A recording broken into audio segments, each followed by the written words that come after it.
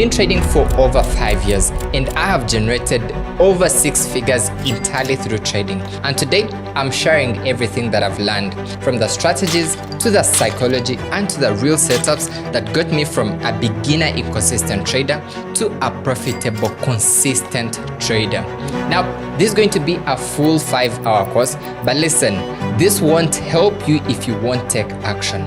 So all I want from you is grab a notebook, sit down, and with that, welcome to the complete beginner's guide to forex trading. Alright, so what's up guys, and welcome to the first day of the forex bootcamp. Okay, now the things that I also need from you, okay, now number one is I want you guys to take notes. Okay, now I'm not going to come here spend 50 or 40 minutes discussing and you aren't taking notes. Please, no.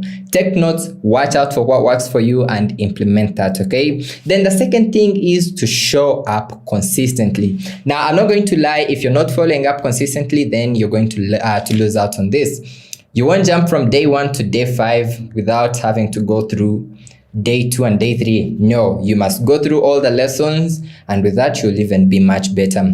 Then the next thing is implementation. Okay, now whatever you learn, if it's not put into action, then well, more often enough we are just wasting all our time. So once you learn, I want you guys to put all that into action. And by the way, I would say in like the next, say 4 to 5 days, or in our 7th day or something, we shall even start off trading. I shall show you a trading strategy. I'll show you exactly, on how I trade. Now let me just quickly give you a layout of what we shall be looking at. All right, so just a quick layout. So basically day 1, obviously that's today, we shall start off with you getting into trading. Then tomorrow, day 2, we shall go into the basics, understanding the basics of forex. Day 3, understanding currency pairs and then other keywords in there. Day 4, we shall be looking at the trading platforms and how you can actually be able to use them. Day 5, we are talking about fundamental analysis. Please don't mind if you're not understanding this. We shall discuss all this in detail, okay? So don't mind. Then day 6, we shall go into technical analysis, okay? Introduction to technical analysis. We shall look at charts, we shall look at candlesticks. Then day 7, we shall look at the market trends. You need to understand when to buy or sell. Day 8, we shall have a trading strategy, and from this I shall require every one of you to try it out. Then day 9, we shall look at risk management, and I'll break down the other remaining tomorrow. Okay, now we can start off. Okay, so maybe one last thing, sacrifice. Now listen, success has a price, okay, and the price must be paid. It must be paid. There's no corners around it. You won't try to dodge it around. Please understand that if the price is there, then it must be paid for. Okay, now for the fact that you guys have actually made it to this session, well, it clearly tells on how you really want to win. Okay, and definitely we must make this happen, because at the end of the day, why should you join this session and you really don't want to win? Doesn't make any sense, right? So for the fact that you have made it here, you are going to win. Even later on, I'll tell you about goal setting and on how you can actually achieve all your life goals. Okay, and with that, let's get straight into it. So we shall start off with getting to know Daniel Archriza. So as I mentioned, I've been trading close to 5 years. Okay, and well, my story is a little different from these other, forex gurus that you could have seen. No. So to me, I started off trading in 2019, and by then I was just about 18. Started off with small accounts, and we shall discuss that later in detail. So say you're this young kid and you badly want to make money, so all you have to do now is to say learn trading. Okay, now how do you learn trading? Say through random YouTube videos, searching up a lot of videos and trying to learn and all that, and in some way you master something. You say, oh, I think I need to start making money, and that's how I started off. So by then I would go say borrow $10 from my mom, $30, and I go trading off with that, make like $2 or $3, but more often enough at the end of the day I would even end up losing out all that I just made, and this cycle was repetitive, and in some way I wasn't consistent. Okay, all All right, just a quick one. So I did this for over 2 years until COVID came in. So that was 2019. Actually, 2019, by 2019, I was doing a lot of hustles, okay? In there, I have trading, I have, all this and that. And at some point, I'm like, okay, I'm going to stick straight to trading. This is for me, and this is what I want to do completely. And yeah, so did that for 2 years, and then once COVID came in, it was time to level up. Now, leveling up really comes with sacrifices. That's why I'm really insisting on it. I don't want us to go over the charts and style you. I don't want to show you, trading strategies and all that. Yet you don't know the basics behind, okay? Because winning is much more than we looking at the charts. Now, let me just give you a quick scenario before we even dive into the topic. So we could have two people operating the same businesses in the same locality. Think about that, say in your village, okay? Two people running the same businesses or just in your hood.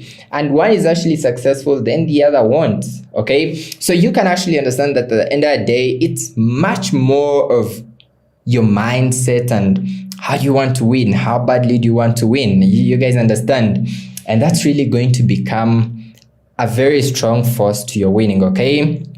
So early 2021, I dropped out of school and to completely pursue my trading. Now here I use about 50% of my tuition. That's just about $50 to fund my account, okay? So leaving school and I'm like, oh, I'm going to go full-time day trading. Now that was my calling, okay? We are different people. Someone else could say, oh, I'm going to do a side hustle and then raise money and then I'll be able to trade. But to me, my calling, well, in summer, I was like, okay, I'm going to leave school for trading.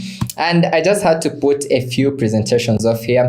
So this was me in around, I think this was 2019. Yeah, 2019. Yeah, the first picture in the first frame was 2019. So you guys can see in the background, I have a laptop with some domain on it. It was called a $V, I don't know, incorporation store, something like that. So by then I was trying out e-commerce, trying to see, can I actually make money with, I don't know, drop shipping? Because by then, just know I was trying a lot. I was literally trying a lot.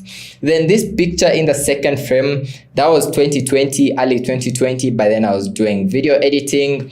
Then I'm also doing photography. And I also learned that skill.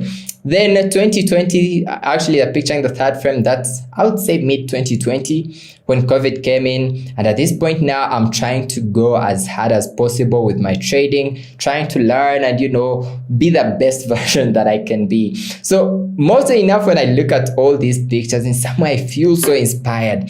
Actually, if at any point I'm low or anything, all I do is just get back to these pictures, see, oh, Daniel, you see where you've actually come from, and this is you now. So in some way, I get so inspired. Now, let me give you something to do, okay?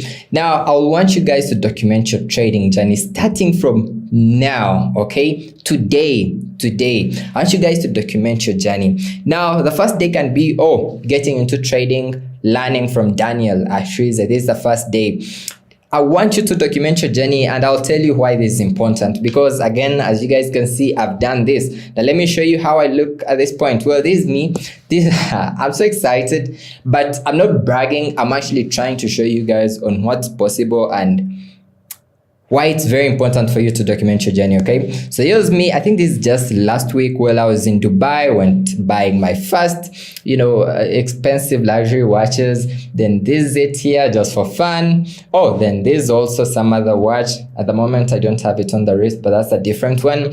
But if we can compare these two frames rather, so we have this and then we have this, okay? Now, all this has taken up to 4 years, but the most interesting part is I have entirely documented my journey. I even shared my journey over on YouTube here. You can actually scroll back to the first videos that I ever did, and you'll see Daniel struggling on camera. By then I'm learning my new trading strategies and I'm trying to share them off, and things aren't good.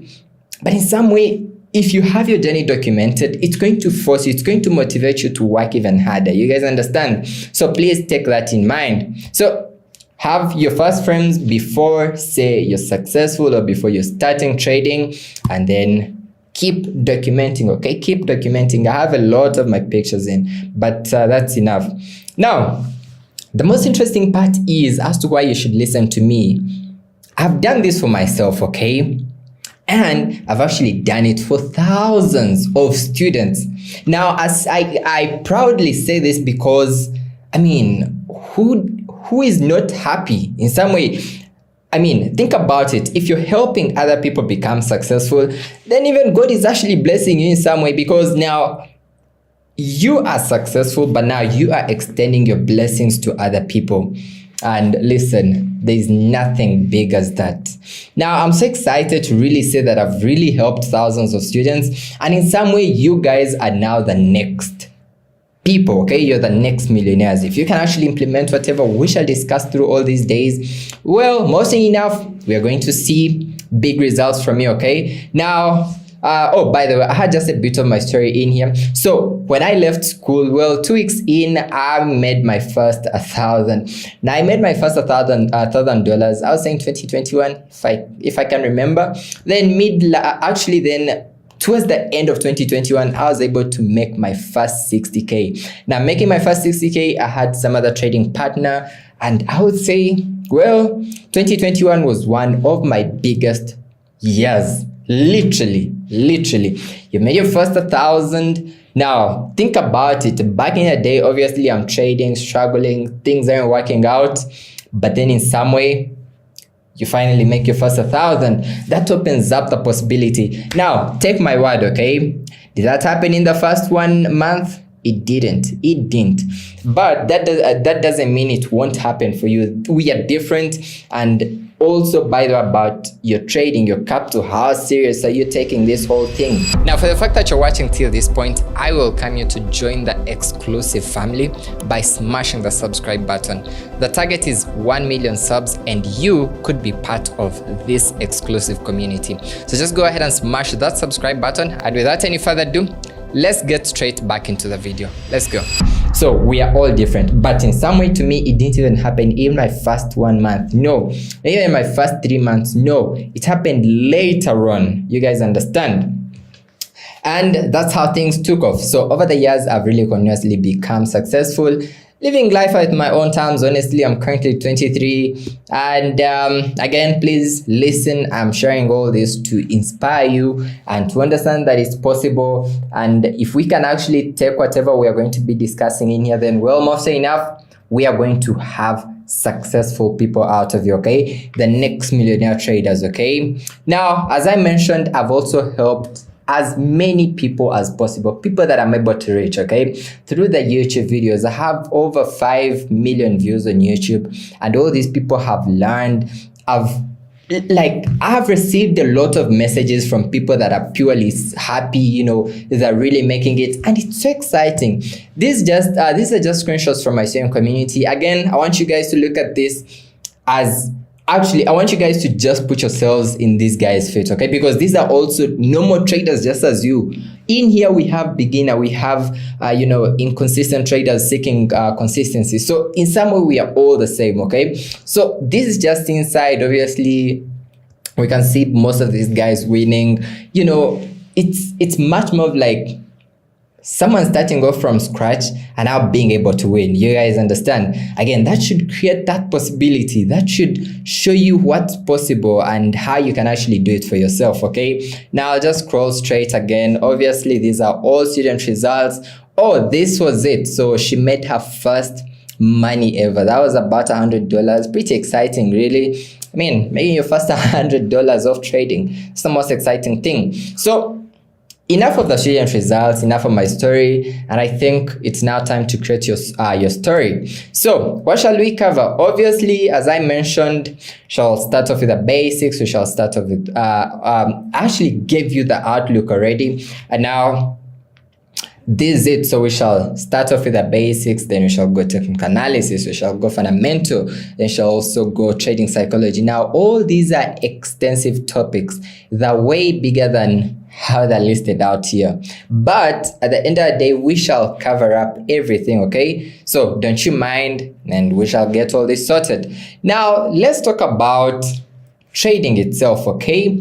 What's trading, okay? Now, say it's your first time and you've just heard about this and you really want to badly get in and start making money, okay? So trading, Forex. Forex is basically a global market that is open for everyone, that is open for you, that is open for me, that is open for the government, it's open because it deals with exchange of money, okay? So it's like how you could go say to a Forex bureau. I believe you guys know about Forex bureaus. Say you go out to a bureau and you want to exchange your money, right? So say you went with the dollar and now you want, say, the pound in return. So all you have to do is give out your dollar and then you'll get the pound in return. Easy stuff, okay? Now in such an instance, you sold and then bought. All these are two actions happening at a go, okay?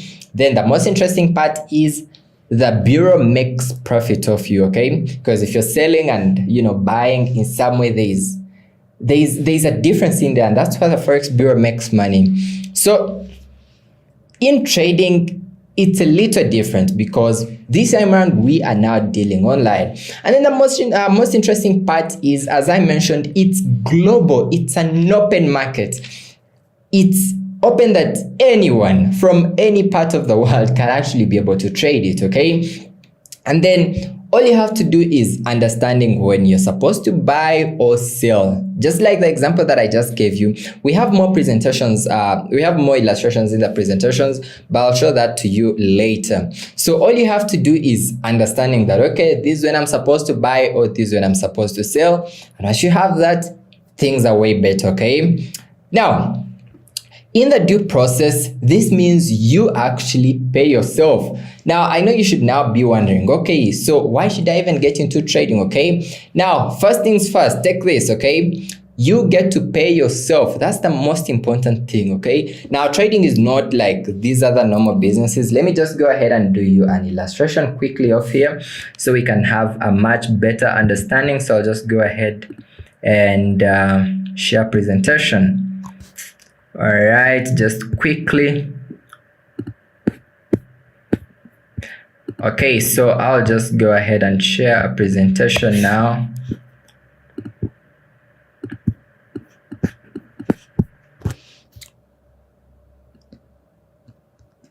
Okay, all right, so number one is, okay, so number one is you get to pay yourself. Oh,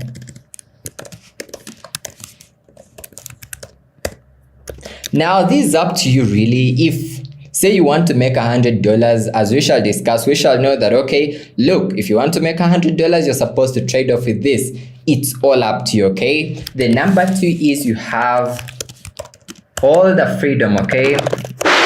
Oh, Jesus Christ. You have all the freedom. Now, honestly, what's freedom? You decide when to work, you decide when to trade. Now look, at the moment it's about 2 p.m. East African time. I know some other people could be at work currently, but I'm just out here seated. I actually have a trade running now, and I'm looking at making money. So I decide on when I want to work.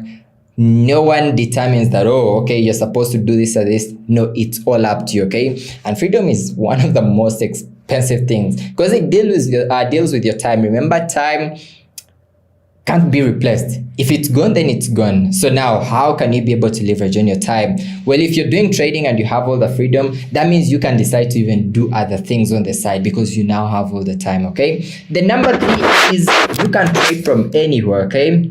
You can trade from anywhere. Now, I know you guys could be watching from the US, you could be watching from Kenya, you could be watching from India, you could be watching from Nigeria, South Africa, I don't know, Pakistan, anywhere. It's global. You can trade from anywhere. I don't know whether you're on a vacation. The other time last week I was in Dubai, and if I wasn't trading, then maybe I wasn't getting money. But I was trading. I'm on a vacation, but I'm able to trade. So you can trade from anywhere. When I was starting off back in school, I would even trade in my classroom. I know that's the craziest thing, but I would do that because at the end of the day, I wanted the money. So it's again very important that you can trade from anywhere, okay? Then the next thing is, well, you don't need a lot of resources to start off, okay? A few resources. Oh, geez. Okay, a few resources to start off, okay? Now, unlike these other businesses, when I was starting off with trading, I actually thought, oh, maybe you need a physical office where you're going to run a Forex bureau. Not actually. As long as you have your phone, your laptop, then we are all good. With internet, one of the two, then we are all good.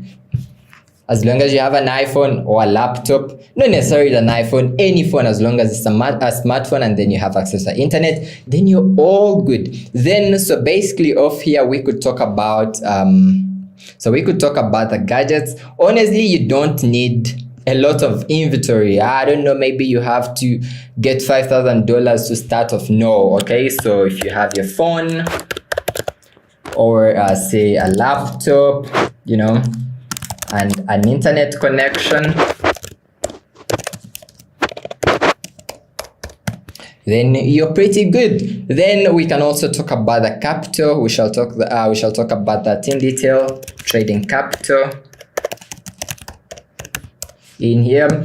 And then lastly, we can talk about the trading platform because we said it's a global market, but now how do you access it? Okay, trading platform.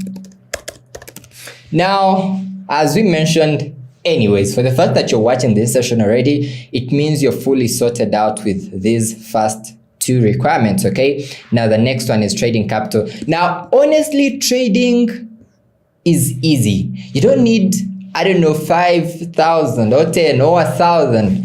You could actually start off with what you have. Maybe a disclaimer, something to really take into mind, okay? Your results or your return on investment is really going to depend on how much you invest or you're trading off with. Let me give you an example. If say Daniel is trading off with $1,000 and say James is trading off with $100, let me be honest with you, the results are really going to be different. I could easily make $100 because in any case, I'm trading off with 1,000. As compared to you, James, you could maybe make $10 or something, okay? So please take it from me today, because in the coming days, I don't want us to have issues with this and that. No, take it from me. Your results are going to be directly proportional to your investment, okay? Keep that in mind. But again, it all depends on you. I won't say, oh, you need to start off with 5,000, yet maybe you're unable to raise 5K, or start off with, you know, I don't know. At the end of the day, I want you to sit down, reevaluate and see, okay, look, I want to become a full-time day trader, and this is what I can actually be able to trade off with, and then you're good. Then trading platforms, honestly, again, this is free, okay? This is free. So on the trading platforms, we shall discuss this in detail. So we have one being the major trading platform. We can call it MT5. Now, after the session, you guys can install these platforms, though in the coming sessions, we shall look at how you can actually be able to use them in detail. Also, it's either MT5 or MT4. There are two, but you can decide to take one that actually works perfectly for you. Then we shall also have a brokerage company in here, a broker, or let's call it a brokerage company. Again, this is also easy. It's free to register, no sign up or open up an account. It's completely free. Then lastly, we can also just add up other extras. So we can have TradingView, and then let's call it an economic calendar. Okay, so basically TradingView is much more of like MT5. It's also a trading platform, only that it's slightly different. It's actually what I'm using currently, and I'll just show you how it works later on. And an economic calendar. Okay, all right. So Basically, this is it. So after the session, please, you go ahead and install MT5. Then I'll guide you on this in our next sessions. And then you can also install TradingView on your phone, or if it's on your laptop, just come over and type in tradingview.com just like this, and then you'll be good. Same thing for the economic calendar. I'll guide you through that, okay? So basically, these are some of the things that you need, okay? You need your phone or your laptop with a clear internet connection. Then you need trading capital. As we mentioned, your capital is really going to determine how much you make, okay? If you want to become a full-time day trader, I would argue you that you start off with slightly more. Just think about trading as any other business, okay? Let me give you an example. If say you're running a business of $1,000, okay? It's actually the same example as I gave you. All in all, your capital is really going to determine your returns. So please keep that in mind. Then next thing, as we mentioned, you need these other two, okay? They're also very important. Then lastly, we need to talk about the risk side of trading. So number 5 is risk management, okay? Now, honestly, trading is also good off this side, because at the end of the day, you know how much you intend to risk. Now, again, take my word from this session, okay? Trading is not gambling. Now, I'm making this an emphasis because this is your first session, this is your first lesson getting into trading. So if you can actually take my word from now, then well, more often enough, you're going to have a very successful journey ahead. Listen, trading is not gambling, okay? Gambling is why you risk it out all, wanting to make 10 times of what you risked. But trading is not that, okay? Please understand that you have control over what you risk and what you want to make in return, okay? So risk management of here, let me just quickly go ahead and mark it out. So risk management all depends on you, okay? You determine on how much you want to lose or make. You determine your risk, okay? And returns, okay? So if say you want to risk $5 to make 10, that's up to you. Pretty easy. As we shall discuss, I'll show you how you can place your stop loss and then you take profit, and you know, okay, look, I have, risk this and I'm going to make this in return. Pretty easy stuff. Okay, sorry, all along I was looking into the camera, yet I'm using a webcam. That's crazy. I'm sorry. So let's get straight back into it here. I'm so sorry. Damn, I actually thought I was looking into the webcam. into the camera. All right, cool. So so you get to determine how much you want to risk, okay?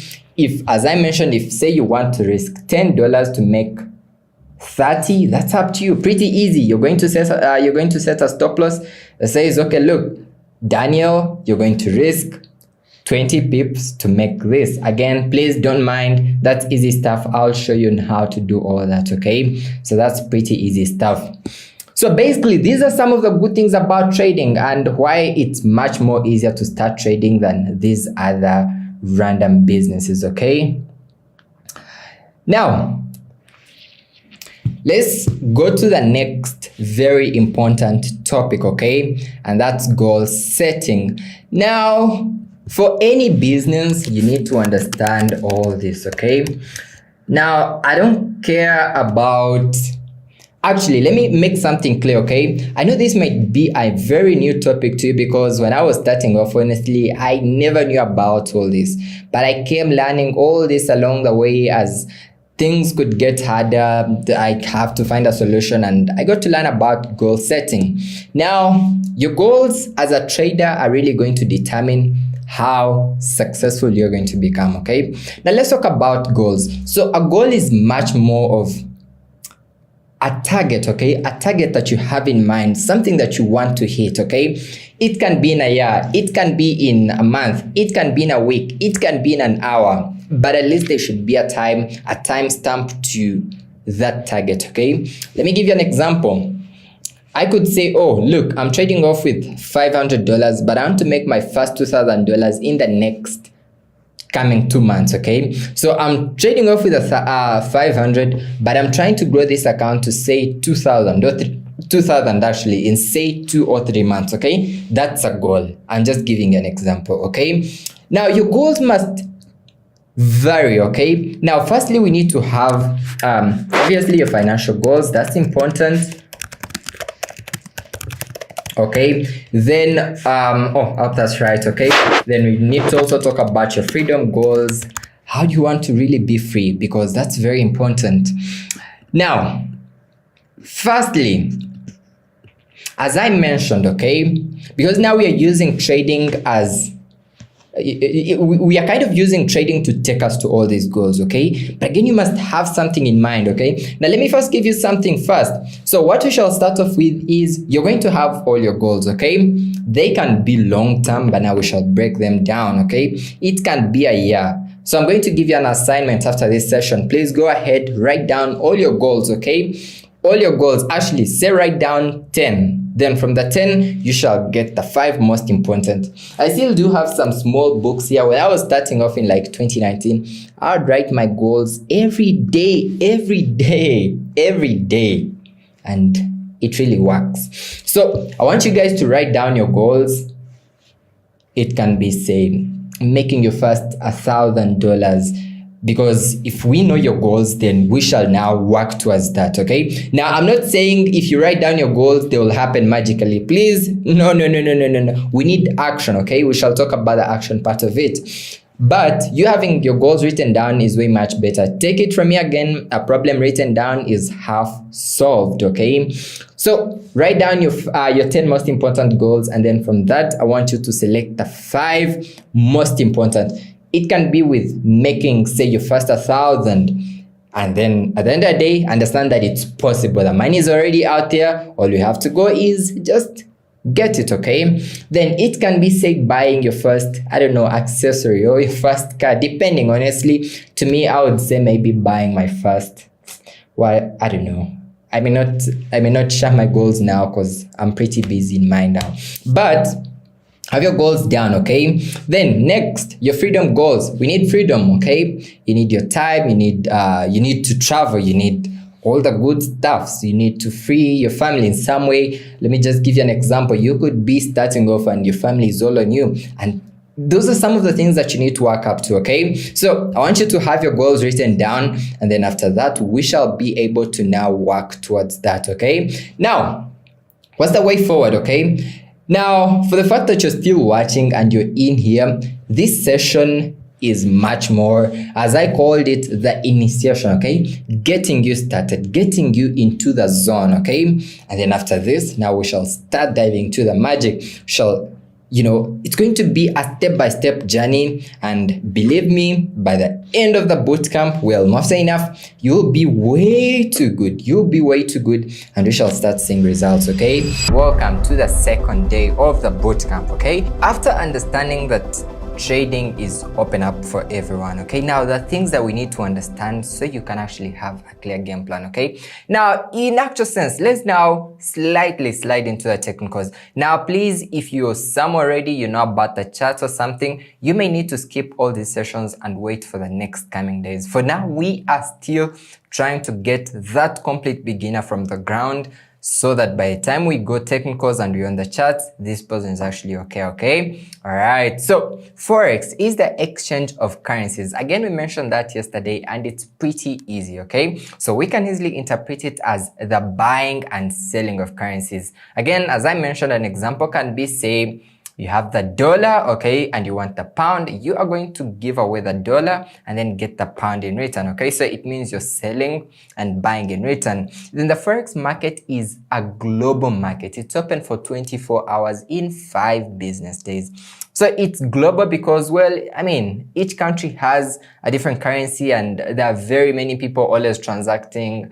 Say you want to get a different currency, again, you have to transact off. So it's open and it's global, okay? And by the way, most interestingly is it's here to stay. The Forex market has been here since early back in the days. But by then, well, we had exchange, but in a form of, say, I'll give you this and then give me this in return. That was also exchange. But now, since we started using money or currencies, then we had the Forex market coming in, okay? So the Forex market is a traded financial market It's actually the most traded financial market, followed by the stock market. So again, for the fact that it's a financial market to do with money, currencies, and each person uses money and all that, it's the most traded financial market. Now, you may not need, this is not that important, but in some way you need to understand and relate, okay? So this is just a very small presentation that I made. So, this is the average daily trading volume. So for the first one here, we have the Forex market having over 5.1 trillion turn up per day, then followed by the New York Stock Exchange, then we have the Tokyo, then we have the London Stock Exchange. Now, I don't want us to concern ourselves with all this. Let's just put all our emphasis here, okay? Now, that means there's all this money in transaction every day. Now, I know you should be wondering, then who trades, okay? So people who trade are you, myself, and then we have other bigger traders in, okay? So we have big banks. Mostly enough, all the banks that you see outside, any big bank will have that section in, because this is an open opportunity where anyone can make money. So mostly enough, they have trained traders behind the desks and they're trading. You guys understand? Then we have hedge funds. Hedge funds are much more of companies where clients are asked to say deposit their money, and then the hedge fund is going to trade on that behalf, and then they would give you returns on a consistent, say monthly or whatever basis you get to discuss on. Then we have prop firms. Well, prop firms, it's also just much more of like, now this time around, it's the company giving money to traders and then you're able to trade for them. Then after that, you actually get to divide, you take a portion of the profit made. Then we have retail traders. Well, retail traders are traders just like ourselves. Well, you have, your capital and you want to make a bit of money. So all you have to do is go trading and you're able to make money, okay? Quick confirmation. Let me check something so we can ensure that we are flowing easily.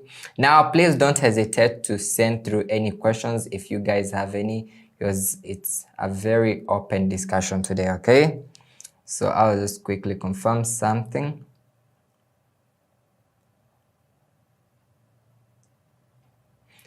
All right, we are all good, okay? So basically, as I mentioned, so it's a market that is traded by literally everyone, okay? Big banks, hedge funds, prop firms, retail traders, ourselves, and all that, okay? Then in trading, we buy when the value of a currency is going up and then sell when the value of a currency is going down. When I was starting off, this usually gave me headache. I wanted to understand, when am I supposed to buy or sell? I have a better example, okay? So I want you to think about it in, say you bought, say a piece of land. We shall use that example because it's much better. And say you bought it for about, say $1,000, but in 5 months, okay, in 5 months it's going to be up to say 10K. You guys understand? So you bought it at 1,000, meaning you're buying it low because it's 1,000 rather, meaning you're buying it low, and then in 5 months time you're sure that by then it's going to be 10,000. So it means you bought it low, you guys understand, and now you shall sell it high for a profit, okay? So basically we profit as the value goes up, and then once the price is up, well, you can sell off for a profit, okay? So I want you guys to understand in a very easy way. We buy when the price is going up and then sell when the price is going down, okay? Either ways, we are profiting. Now, I know you should be wondering, oh, so Daniel, do we get to make money even when the price, say the currency is losing value? Either way, we make money, okay? As long as the price is going up, we are looking for buying opportunities. And if the price is going down, then we are looking for selling opportunities. You guys understand? Now, I do have a case study here, and that's what I just explained here. You can actually take notes down here. As I mentioned, you must have your notes down. So much better explanation is buying low and selling high. Once you have that, then it's all good. So this applies in trading. Say you can buy the dollar or sell it off depending on how it's performing. If say the dollar is gaining value, then you need to buy it because right now say it's that's going to be a little bit of a tricky explanation, but say you clearly see that the dollar is gaining value continuously, then buy it now, hold it for a bit of time, and then you can later sell it off for a profit. You guys understand? So it's very, very basic math in here, if it's even math. So Buying can also be called going long, okay, or being bullish. So rather than saying, oh, I'm buying the euro, you could say I'm going long on the euro, or I am bullish on the euro, okay? And then selling can be called going short or being bearish. So you could say I am selling the dollar, or I am going short on the dollar, or I am bearish on the dollar. Again, this is just a bit of like these are words that are used in the forex industry and much better to understand. So I also did have some illustrations here. So we have the bull and then we have the bear, okay? Now the bull illustrates the price going up and then the bear shows the price going down. Again, easy stuff. We said bullish if the price is going up. You guys get that? So it comes from bull, okay? Bulls. Oh, by the way, forex bulls, okay? And then we have the bears, okay? The bears is when the price is going down. So you could say bearish. You can take that down. Also easy stuff. So you can have it in mind, okay?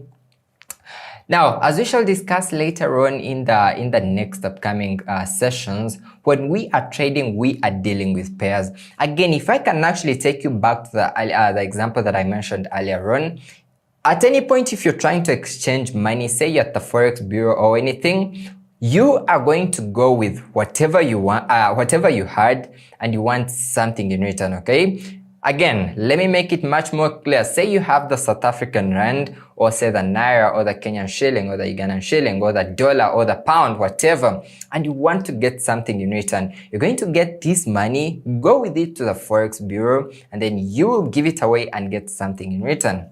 Easy stuff. You have sold and now you bought, okay? So there are two transactions all happening at the same time. So it's the same thing even with the Forex, the online Forex trading space. Now, here I do have an example. So if say you believe that the euro is gaining value over the dollar, okay, then you would buy the euro and sell off the dollar, okay? This was a typo, and sell off the dollar simultaneously. Meaning in such an example, we are dealing with two. So we have the euro and then we have the dollar, okay? So they are two currencies making a pair. As long as they're two, then it's a pair. So in such a scenario, you could just call it euro USD, but we shall discuss that in the next session tomorrow, currency pairs and all that. But in such an example, so you have actually you are buying the euro and then selling off the dollar, okay? Again, back to layman's explanation, it's like you went to a Forex Bureau with the dollar and now you're going to give it away, and then you actually, in such a scenario, it's rather you are selling off the dollar, you're going with the dollar and then picking the euro in return, okay? So it's much more easier. So I just had to put a few illustrations off here. So long and short Forex trades. So it's the euro against the dollar in such an example. So we are buying the euro and then selling off the USD, okay? So we said buy, or you go long if you believe that the euro will raise over the USD, okay? Or sell if you believe that the euro will fall against the USD, okay? Again, that's much more easy, okay? Now I want you guys after this session to go ahead and actually practice, okay? That's going to be assignment today. I want you guys to practice with as many pairs as you can. Compare, say, GBP, that being the pound, with the dollar. Actually, this time around, use your local currency depending on where you are. Say you're in Kenya or South Africa or Nigeria or the US, anywhere, okay? I want you to get that currency and say, trade it off against with the dollar or anything like that, okay? That's going to give you a much better understanding. All right, so obviously, so I guess you should be wondering, Daniel, how do we know when to buy or sell then, okay? Now, after understanding that we make money by buying and selling, now you should be wondering, okay, so when can we know when to buy or sell? Because that's a very major question, and it's so easy, okay? So whole thing is, when we are trading, our whole duty is understanding when the price is going to go up or down. That's all. So in actual sense, once you master that, then you are much better. Meaning at any point you're going to come to a chart, see that, okay, look, the price going up and now I think I have to sell. I mean, I have to buy, or the price going down and now I have to sell. Pretty easy stuff. Quickly, let me just see how we are looking. Now, if you guys are enjoying the session, please go ahead and like the video, okay? Like the session, drop those like buttons over there, and we shall proceed. Okay. Oh, and also later on you can join the Telegram channel. The link is just down in the description. It's actually free, but it's a community of traders just as yourself. All right, so now the forex market is influenced by the economy of, say, that given country, okay? Because it's money or it's currency, and currencies in actual sense have to do with the economy, okay? Now let's give an example, okay? So dealing with the pound, okay, GBP. Now, well, the forex market is influenced by economy of that given country. Say we are dealing with a pound, in brackets GBP, that's how it's abbreviated. This means, oops, sorry. So this means the state of the economy in the UK is a big deal, okay, to us. We must know when, say, the pound is going to lose value so we can sell it off, or when the pound is going to gain value so we can buy it. Pretty easy, okay? Now, using this data is called fundamental analysis. Now, using the economic data, okay, of a given country to study what the price is going to be doing or how the price is going to be performing, we basically call that fundamental analysis. So it's much more easier. So as we shall see, you need an economic calendar, which is also easy to get. We shall see that later. So once you have the economic calendar, you're going to track the events, okay, what's happening, or maybe if there are sudden events that get to happen, say wars or conflicts, where, say, all of a sudden a conflict came up in a country and the currency is losing value, okay? Now those can be sudden, but other events are actually more planned. Say the country created more jobs for people. Oh, much better. We shall actually discuss that on day 5 with fundamental analysis, okay? But in such a scenario, as I mentioned, okay, so we are using fundamental analysis to understand when the price is going to go up or when the price is going to go down. Easy stuff again. Then on the other side, we can actually use the previous price data to know what could happen in the future, and we call that technical analysis. So whole thing is technical analysis now is using the current price data to know what's going to know what happened previously, so we can determine what's going to happen in the future. Let me just quickly give you an example of here and we shall see. Okay, alright, and I hope you guys can clearly see me and hope everything is all okay. So I'll just go ahead and give you a quick presentation of here. All right.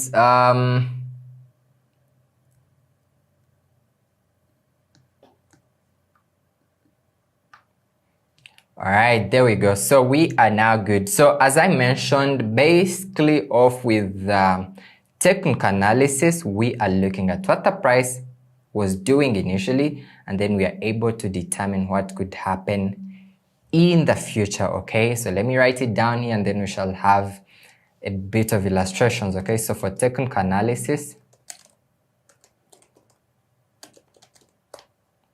okay, we get to use the previous price data to determine, okay, to determine what's happening next. Now, a much better example here, if I can actually show you. Now, I don't know if you guys have seen any charts or anything, but here could be an example. If, say, we had, say, a chart, I'm just going to give you an example.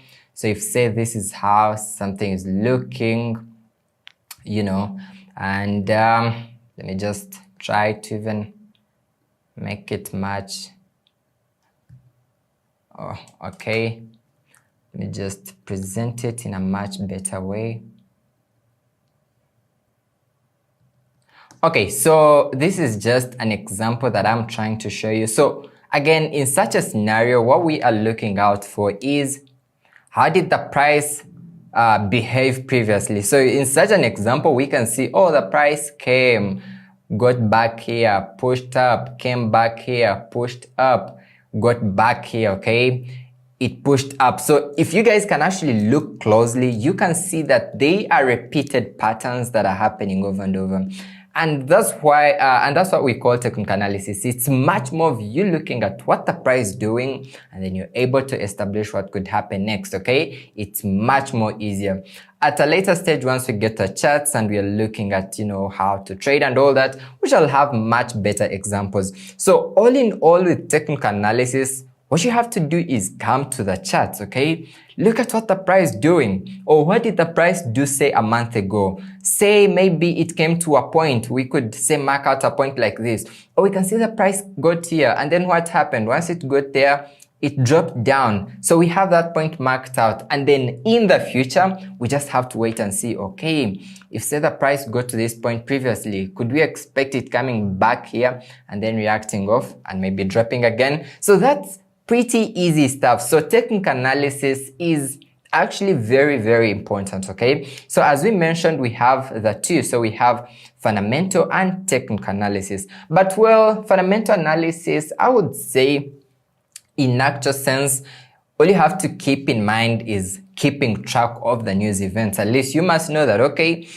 we have this happening, so I must watch out closely, or say, we could expect this happening, so you watch out closely. But with technicals, it's so easy. Any time of the day, you're going to come to charts, break it down, see what's happening, draw out your levels, and then wait for the price to come back to that level, and then you're good to take that trade. So that's easy. We shall have a much more detailed conversation about technical and fundamental analysis in our upcoming sessions, okay? So let's go back to our presentation and we shall proceed. Okay, now, next up, okay, and what type of a trader do you want to be then? So we basically have three types of traders. Number one is a scalper. Now, a scalper is much more of a trader who holds trades for a very short while and then close off the profits. These people much more come, say, the charts, place a trade immediately, say for a few minutes or even seconds, and then close off that trade. So they never hold their trades for a very long time. And to that style of trading, well, it's actually profitable. People make money, but keep in mind, since you're holding your trade for a very short while, then well, most enough, you may need more money to make more money. Let me go ahead and do that presentation off here, please. Okay, so let me just quickly do that presentation. All right, so, okay, so for scalpers, so, all right. Okay, so as we mentioned, for scalping, so this person is going to hold his trades for a very short while and then, close off. So in some way, let me just write it down here. So you're going to hold your trades for a short while and then close off. Okay, so I know you should be wondering, well, should all traders be doing that? But let's talk about it. So thing is, if you're holding your trades for a short while, then well, most enough, you are going to capitalize on very short-term moves. Again, we shall look at that in detail. But if you're holding your trade for a few seconds, honestly, okay, say holding your trades for a short. So it's either you must be trading with more capital so you're able to make more money, or, well, honestly, you won't make a lot of money, honestly. Because let me just give you an example on how this works. So say you're scalping off and you're trading with, say, $100. Well, often enough, you could make, say, $1 on a trade, honestly, or cents. but it can be $1 because the trade is going to slightly move and you're in and out, in and out. Now, this is good, but then on the other side, it has the disadvantages on the side, okay? Now, firstly, if you're going to go scalping, you must have a complete trading strategy for this, okay? Again, on a later stage, we shall discuss and see how it looks. But basically, a trading strategy is much more of your approach. Okay, say Daniel is a scalper. Now, how are you going to trade, okay? Well, I need to see if the price does this, then I'm able to take that trade. And that would be my trading strategy, you guys understand? Or say I'm supposed to watch out for this. If this is happening, then I'm going to take that trade. That works, okay? Now, as we mentioned, if you're scalping, more often enough, most traders end up overtrading. Overtrading is much more of you opening up many trades because you want to make a lot of money. And say for a single trade, you're making a couple of, dollars or cents or anything, depending on your account. Now, the end result is, oh, I think I need to open up many trades so I'm able to make more money. And in return, it's not a good idea. You guys understand? So it's double-sided. But again, as I mentioned, if you're trading off with a bigger account, you have a bigger potential of making money, which is so easy, okay? Now, number 2 is day trading, okay? So number 2 is day traders, or we can say day trading or intraday trading, okay? Oh Jesus, okay, day trading. Now, day trading is what most of us fall in, okay? Now, personally, I am a day trader, and I know many traders. Even inside my student community, most of these guys are day traders. So, well, what day traders do is they tend to hold their trades for a bit of time during the day, okay? Quickly, let me see. Can you guys hear me? I noticed the volume is not that okay. Let me just quickly see. Okay, all right. Can you guys hear me? Can you guys hear me? Can you guys hear me? Yeah, I should be okay. Let me quickly know if you guys can hear me very well by reacting, okay? Let me know if you guys can hear me well. Can you guys hear me clearly well? If you can't hear me well, please adjust your volume. Have a mic on so it should be good. Good. All right. Let me see what you guys have to say. All right. I can see you guys can hear me clearly. Okay. I think we can go back to our discussion, okay? Now, as I mentioned, day trading, and this is where most traders fall in, okay? I'm a day trader. As I mentioned again, most of my students are day traders because we tend to trade during the day, hold the trades during the day, and then close them off, okay? So basically what day traders do is they hold trades during the day, okay? So say hold your trades for hours during the day, okay? So it can be say from an hour, 2 hours, 3 hours, or even 4 hours depending, but entirely during the day. Now, holding through the night, not a good idea. We shall talk about that later on. So you're just holding your trades for a couple of hours and then closing off your profits, and it's much more easier that way. So this is also good because you get to capitalize on the best trading hours. We are going to look at trading sessions right now in the next few minutes. So you kind of have the best setups you have. And then also, by the way, on the other side, since you're holding your trades for a bit of time, that means you get to make more money even with the smallest capital. An example in here is if I'm trading off with $1,000, I have a potential of making up to say $100 by the way, or $50 or anything in a single trade because I'm holding it for slightly a longer time as compared to scalpers, okay? Again, much more on the other side, the risk side on day trading is much more smaller as compared to scalping. Again, you don't even overtrade, unlike scalpers who could end up having to overtrade because you want to make more money, so you have to open multiple trades. In actual sense, you're not consistent, okay? So day trading is what most traders fall in. Now, lastly, we have swing trading. Now, swing trading, honestly, Okay, swing trading. Now, swing trading is also in there. I've tried this also for a bit of time. So what happens in here is these traders tend to hold their trades for a very long time. It can be from days, it can be from weeks, or even months. So you're holding your trades for up to, so let me just quickly write it down here. So you're holding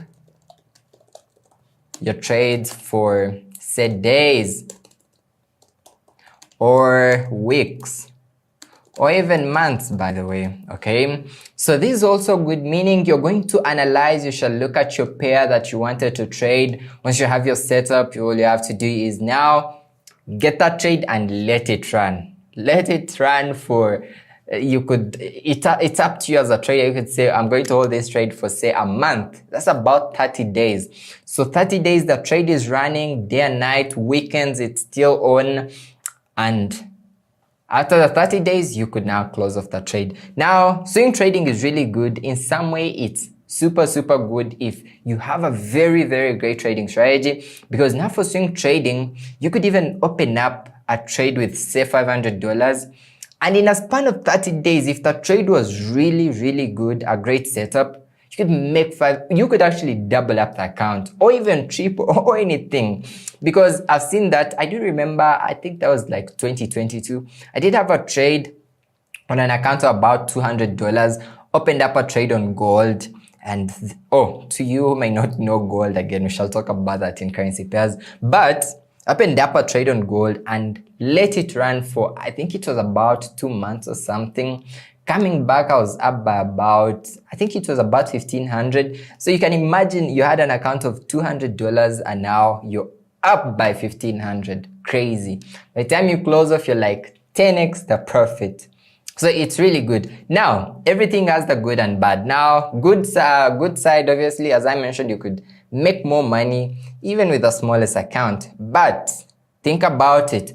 Now, you're holding your trades over the weekend, and that's a disadvantage. In some way, we shall talk about that with the brokers, because there are fees that tend to happen during the weekends. But also, in some way, you won't have the freedom, okay? Because now you're holding your trades for 30 days, meaning you must get paid after the end of the 30 days, or else you'll close off your trade prematurely. Now, a much better option can be if, say, you wanted to become one of these, or say you wanted to become 2 of these.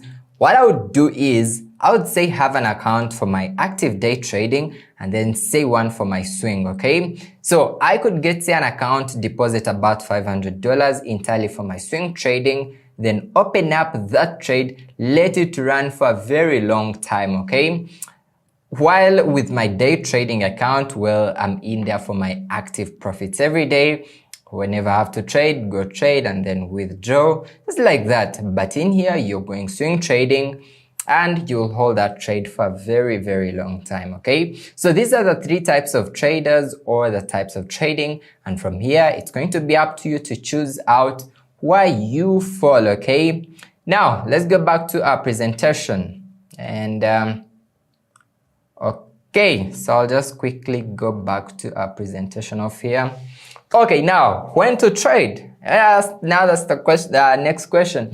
So you can trade the Forex market from Monday to Friday, okay? Most interestingly is you can also trade the crypto and derivative markets over the weekends. But let's not focus on that for now, because we're entirely looking at Forex. But also on the other side, once you understand how to trade the Forex market, then you can easily trade the crypto market, because it's the same approach, literally same strategies, same, setups and all that. Now, different traders live in different time zones. I'm currently in Nairobi and it's about 14:31. But someone in Nigeria or Ghana, it's currently midday, literally. Someone in South Africa, it's currently 13:31 or 1 p.m. Someone in the US, I don't know about the time zone. But we live in different time zones, meaning I could be awake right now, but people in Asia, Tokyo, they're sleeping. And that's what trading sessions come in. So we basically have four trading sessions. So we have the New York session, then we have the London session, the Tokyo or the Asian session, and then lastly the Sydney or the Australian session. Okay, so pretty easy.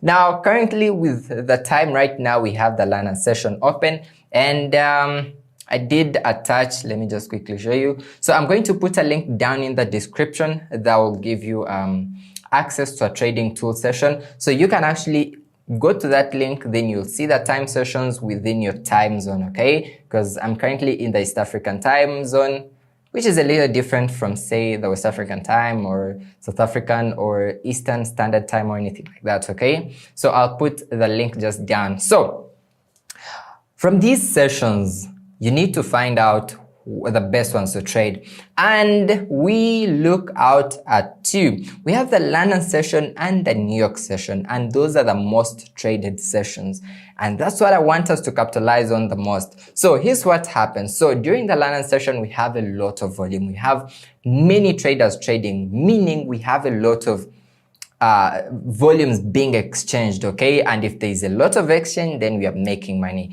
Now let me just give you a quick example or a scenario on how it could look. So this is how it looks. Oops, sorry. All right, so this is how it looks. So if there is a lot of volume being exchanged, then we get to see a lot of spikes, okay? Let me just do this. Okay, so if there is a lot of volumes and all that, so we actually call that volatility, and we expect a lot of spikes, okay? So we could expect to see a lot of spikes such as these, the price pushing up insanely and all that. Or say we could see the price pushing down, okay? Why? Because there is a lot of volumes being exchanged. Unlike if there is no volume and just a few people are trading, well, most enough, you're going to see the price just doing this kind of stuff. So it's in there, no clear movement. And in such a scenario, you're not making money, because we said the best times to trade is when you clearly know when the price is going up or when the price is going down. So most of these big moves tend to happen within these two sessions, as I mentioned. So we have the London and the New York session.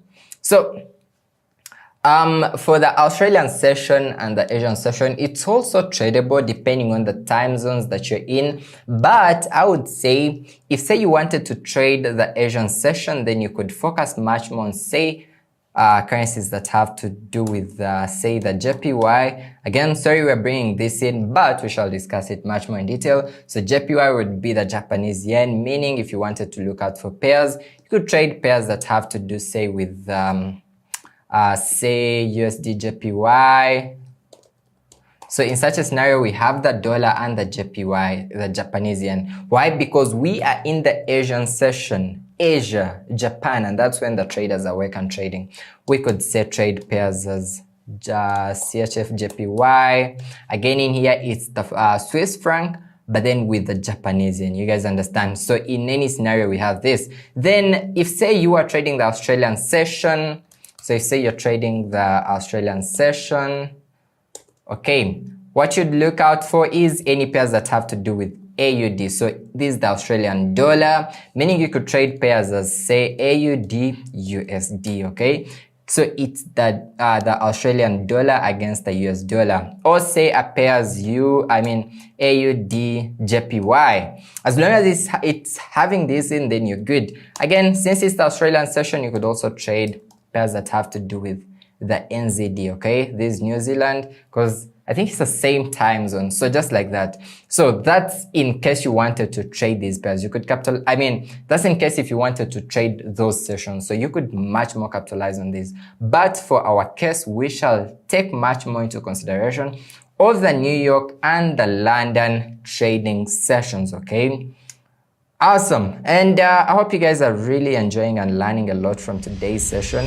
Just a bit of the technical part of trading as we understand the words that are used in. I guess you guys have heard about words as leverage, you've heard about margin, you've heard of all those things, and that's what we're going to be discussing in today. So I'll just go ahead and come over to my presentation, then we shall start off. So understanding keywords. So as I mentioned, obviously these are very important because at the end of the day, it's not all about the money that you're making. You need to understand how much am I risking, and then how must I keep my risk as minimum as possible. And that's why it comes in. So firstly, we shall start off with a currency pair. Well, if you guys did a bit of research from yesterday's session, I believe you guys should now have an idea about this. But as we said, a currency pair is a combination of two currencies. It's a pair because there are two currencies. So an example obviously can be Euro USD, GBP USD, USD JPY, GBP JPY, and many more. You could actually form as many currency pairs as possible.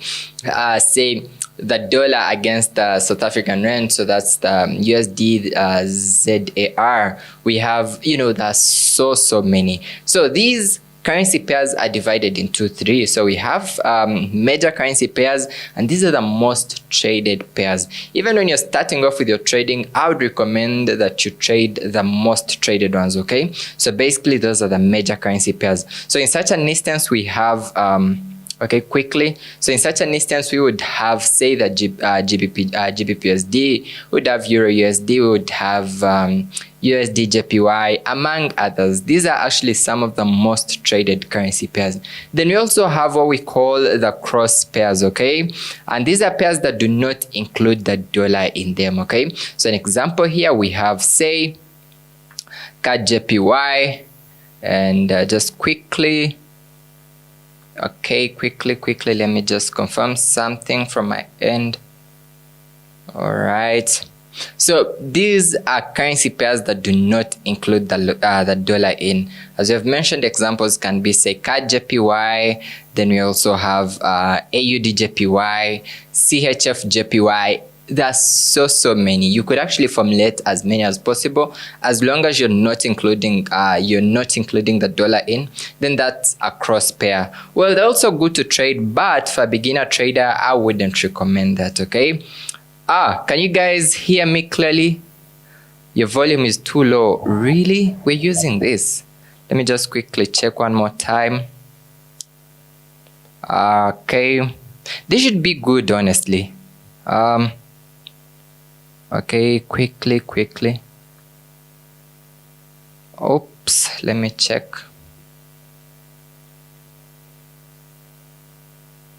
You're not including the dollar in.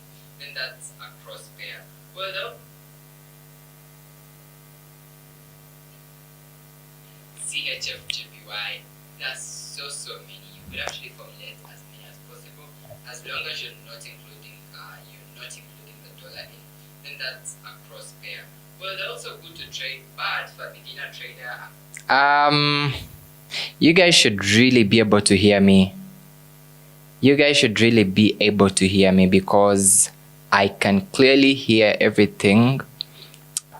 Let me check the volume. Let me check. All right. Let me know if you guys can hear me clearly in the comment section. Let me know, please.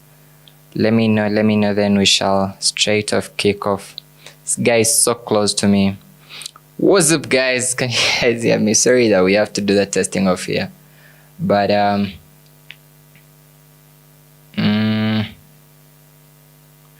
if you can't hear, yep, I believe you guys should be able to honestly hear me, because that's the best that I can. And also smash the like button, okay? It doesn't cost you anything. You guys are watching, just smash the like button. Let me see how it's feeling. Smash the like button, okay? It doesn't cost you anything. You guys are watching, just smash the like button. Let me see how it's feeling. No, we should be really good to go. This is the best that I can do right now, okay? All right, so let's get back to our discussion. So as I mentioned, the major currency pairs are the best to trade for a beginner, okay? I don't want you to come and start trading the cross pairs, and then we also have the exotic pairs right over here. No. Now, why? More often enough, the spreads are insanely huge, okay? So it's not a good idea. But then also, there's a lot of manipulation in there, so it's much better that you focus on what's traded and what is actually easier to analyze and get trades on. So for that, we shall focus much more on GBP USD, Euro USD, USD JPY. We can also say add GBP JPY just for that, okay? So let's get back to our discussion. So obviously the first currency in the pair is called the base, and then the next one is called the quote. Okay, now let me just quickly show you how this looks like. So I'll just go ahead and bring on my presentation so you guys can get that. All right, so let me turn on this guy. Okay.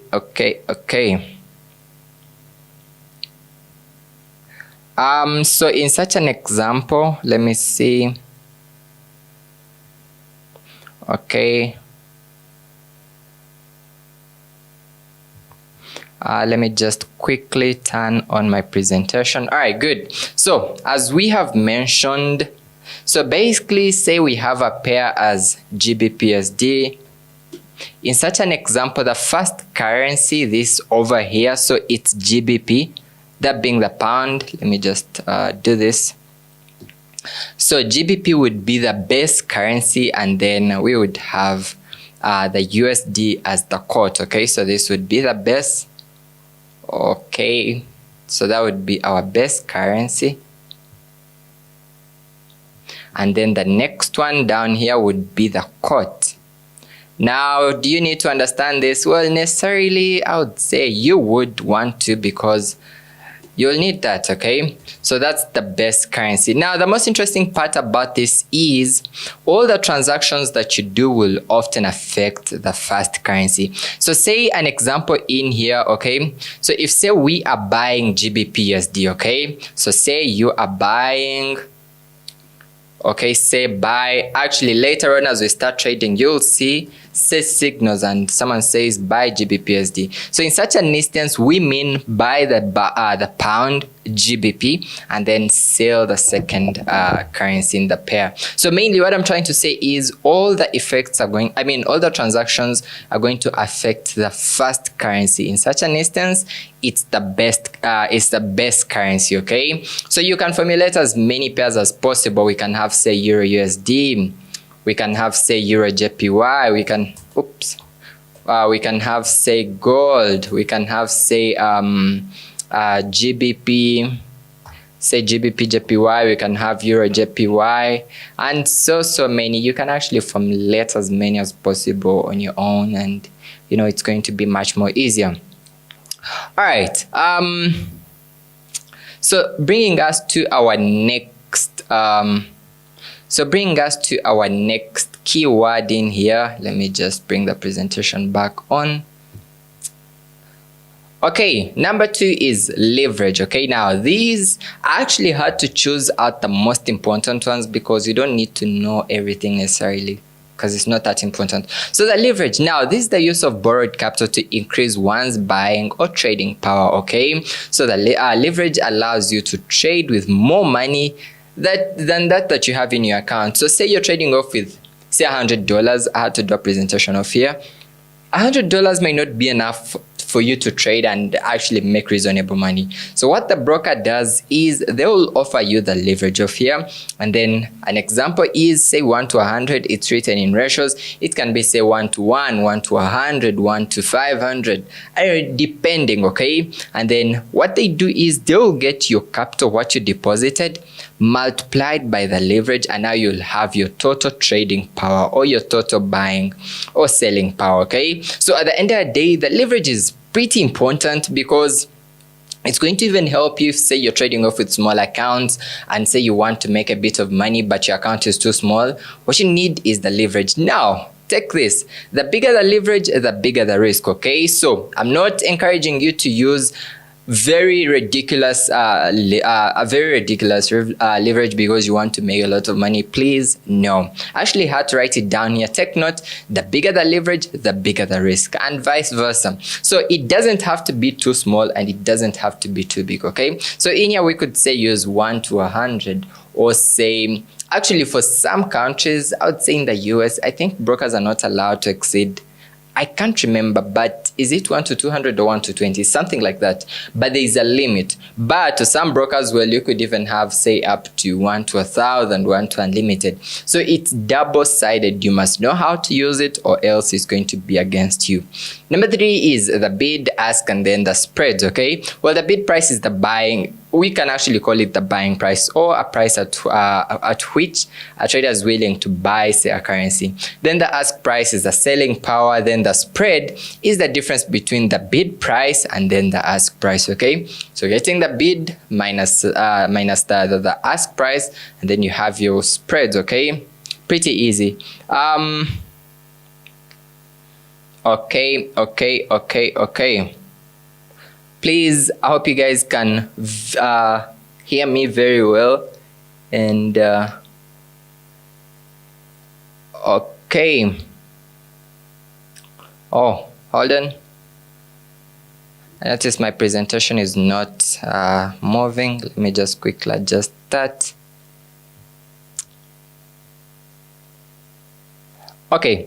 All right, we are good. So there we go. So that's it for this for the ask and then the bid and all that. Then that brings us to the next keyword, and that's margin. Now on your trading platform, once you install your trading platform, this is how it looks: MT5 or MT4. So margin is the amount of money a trader must put up to open or hold a position. Okay, again, this acts as the collateral. Now remember, as we shall discuss, when you're trading, you're going to deposit the money to the broker. Okay, now once you deposit the money to the trading broker, the broker is going to say, oh, Daniel chose 1 to 100 as the leverage, so they shall get my trading capital multiplied by the leverage, and then I will have the total trading power. Now in certain instance, it means in some way the broker has borrowed you some money, and that's where the margin comes in. So we shall see, you will need to have free margin. You shall have to see use margin, because now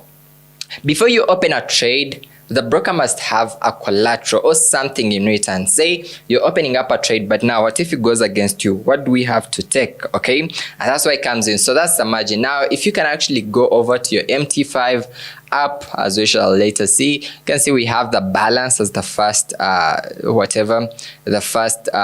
word here. Then we have equity, then we have margin, then we have free margin, then we have the margin level. So all these are pretty important. The balance is what's in your account. We have the equity. Now the equity is the balance, and then your profit or loss. Okay, so you can see right here on this account, I was up by about 4,000, and then my initial balance was about 10,000. So my equity is this plus this, which is about 14,000.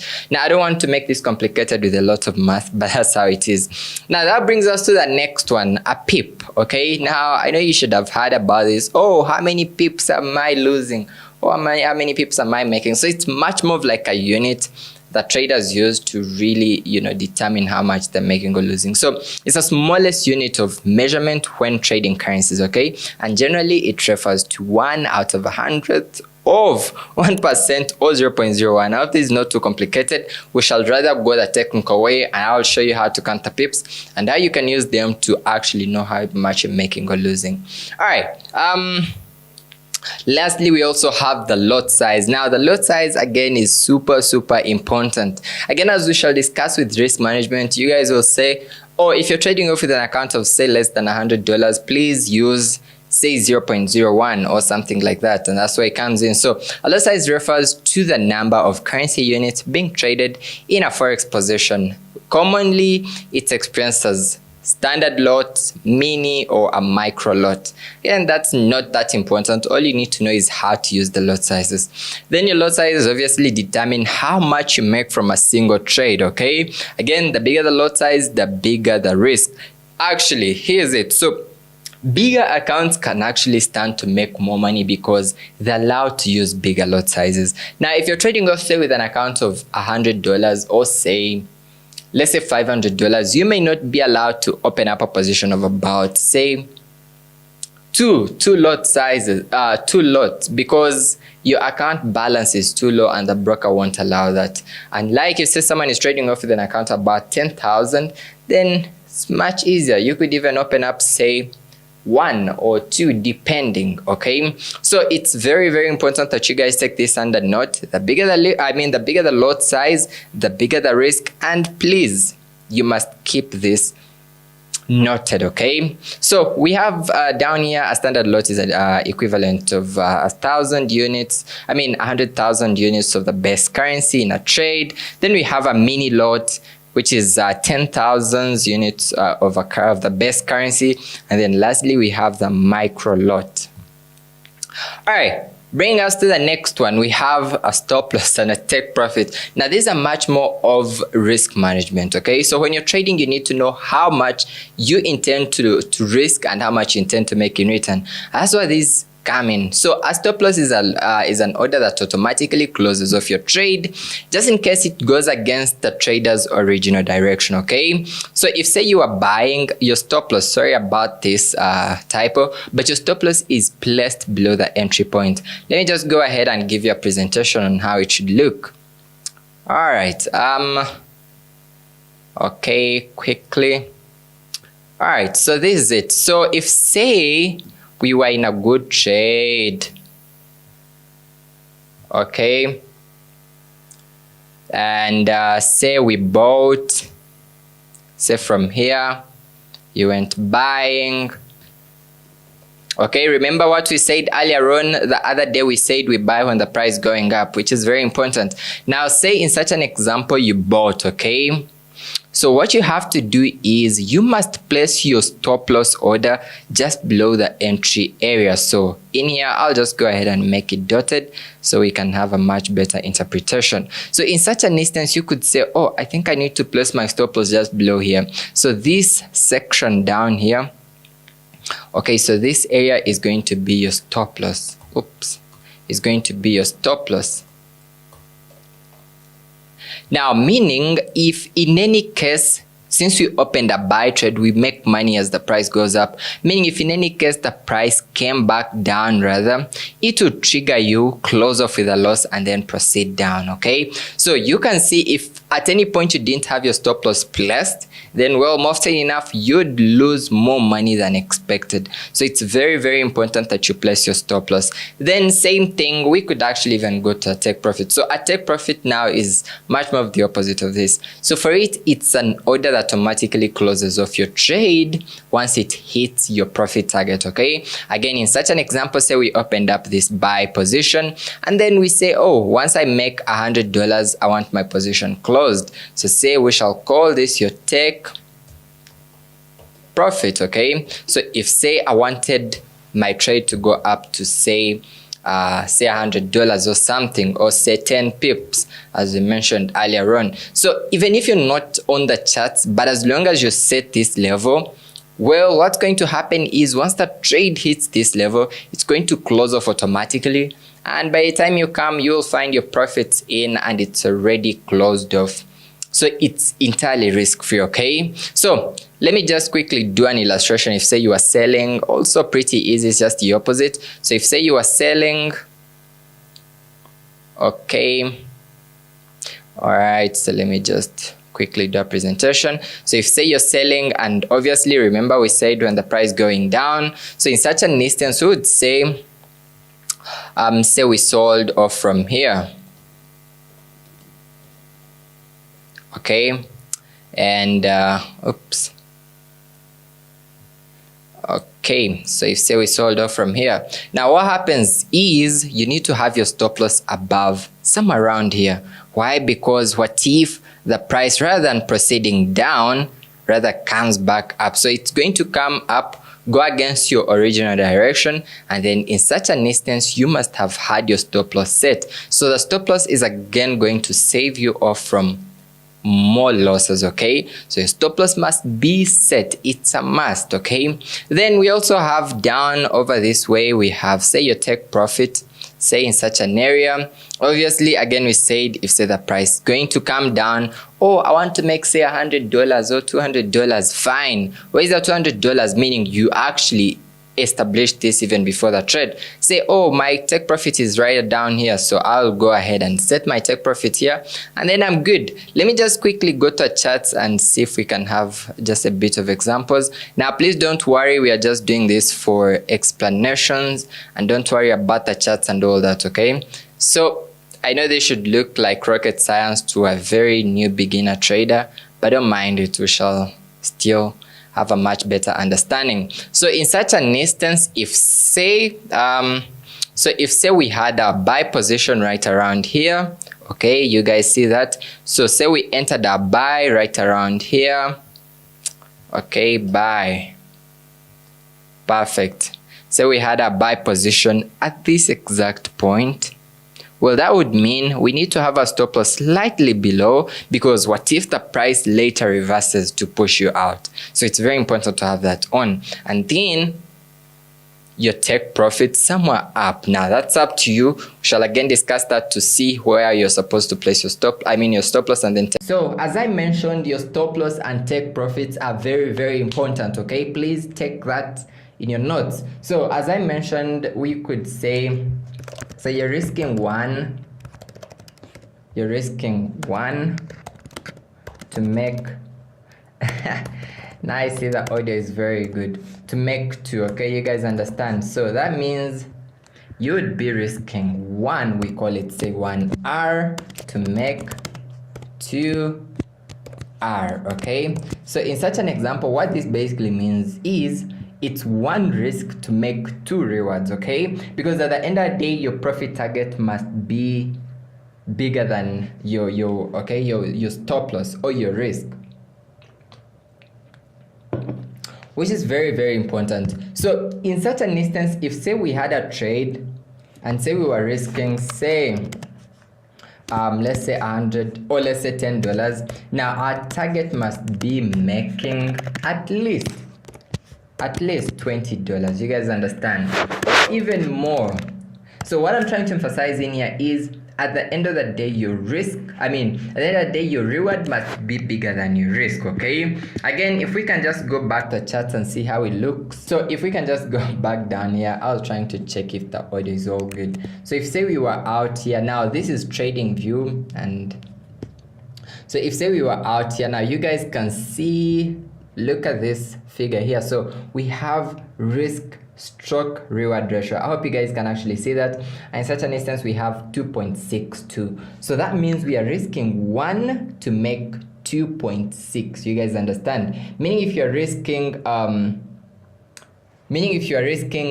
$10, you'd be looking at making 26. You guys understand? So in the long run, if you have this done consistently, you're going to become a profitable, consistent trader. Because if say you had let's do an example, taking into consideration of the we're actually discussing risk management in here as I'm trying to emphasize this. But if say you had 10 trades, okay, and say from the 10 trades you had 5 let's say 5 losing trades, and then you had say 5 winning trades. So what this means basically is when you're losing trades, you are losing say 1, okay? So you're losing 1R, but then when you're making money, you're making 2R. So at the end of the day, you're going to notice you would be profitable and consistent. Let's leave that for risk management. I don't want to go into what wasn't intended for today. All right, we can now go to our next point. And there we go. So I also talked about take profit. Now we are now headed to the most important section, and that's brokers, okay? So listen, before you trade, this is actually very important. It's like having your phone and you want to make a phone call. No, it's like wanting to make a phone call and you do not have a phone, so it's not possible. And that's where brokers come in. Now, a broker is going to be the intermediate between you, the trader, and then the financial markets, okay? So as you guys can see here, it literally provides a platform where the trader can access the markets. Now, choosing the right broker is very, very important. So important, okay? Things to consider: number one is regulation. Brokers must be regulated. If they're not, then that's on your side. Because why would you deposit or trade off with a non-regulated broker? It doesn't make any sense. Then you also need to consider the minimum trading capital or the minimum deposit. How much are you looking at trading with, and then how much does the broker allow? Okay, then we can also look at spreads. Obviously, as we discussed earlier on, the tighter the spreads, the more favorable it is for the trader. Okay, and then we also talked about other fees. Pretty easy stuff. So choosing the right broker is super important. Okay, now what I'm going to do is I'm going to give you guys say about 3 minutes or something. Go ahead and click the second link in the bio. I did put start trading with a recommended broker and open up a trading account. Okay, now this is, I would say at the moment, it's a broker that I've been using for over 2 years or something, and following all this, I would say it's recommended, it's regulated, it's all this and that, so it's a good broker to trade with. So you'll just go ahead and click the link just down. It's a second link. You'll open up a trading account and then you shall be able to go. So brokers are super important. Next thing that you need to understand is how fast are the deposits and withdrawals. Now say you made money and now you're trying to withdraw and the broker can't allow you to withdraw. Doesn't make any sense. Literally none. So it's like you're making money, but then withdrawing the money is actually so hard. So that's also tricky. So when you're choosing a broker, you must consider all that. Okay, so again, the recommended broker is just down in the description. You guys will go ahead and open up an account, even say after the session, but let me see if I can just quickly do a presentation of here on how you can do that. So I'll just quickly go back to my presentation of here and you shall see. Let me open up a new tab.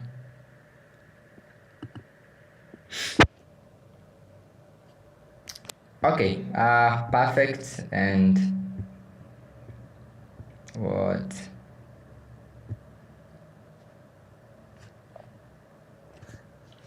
Okay.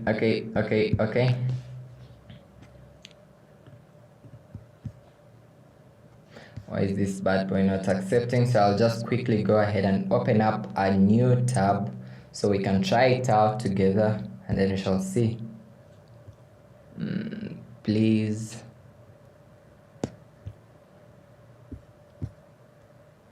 Now honestly, I don't know why this guy is not going in, but it's okay. So let me just clear.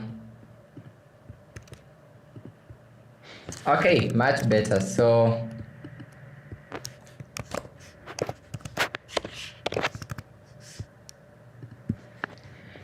alright, so I'll just go ahead and share my screen right now and I'll show you on how to proceed and be able to open up a trading account.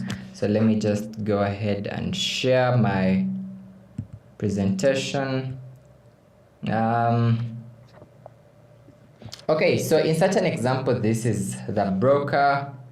Again, once you click the link down in the description, it will take you to this page. Now, don't mind this because doing this bootcamp, I'm currently in Kenya, so that's why it shows this. But once you click the link just down in the description, it's a second link, it's going to bring you to this page. Now, off here, since it's your first time using the broker, you'd have to come over here to say register, and so there we go. Now, I don't want to go through all this because it's easy. It's you just filling in your details, your country of residence, your email address, your password. Then after that, you proceed. That's easy stuff. So I don't want to really go into all that, okay? I believe that's so easy.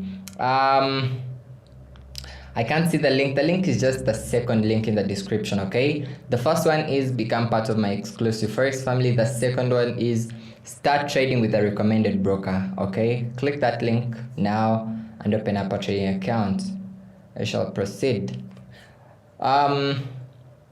Basically, so that's how it is. So once you have your trading account open already, what's going to happen next is you linking your trading broker to the trading platform. So here's what I want you guys to do. So I'll just go ahead and show you what you shall proceed to do right now. So you'll go ahead and okay, all right.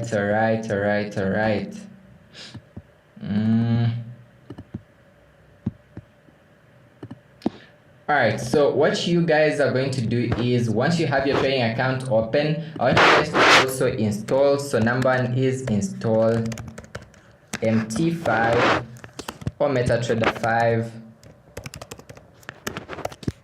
Then install TradingView, not necessary, but you can have it in. Then you can also install Exness if necessary. It's a broker, or just install the broker if you're in the US or away from where this broker can be accessed. Then you can try some other brokers, but necessarily number 3 is not that important. And then lastly, you shall install investing.com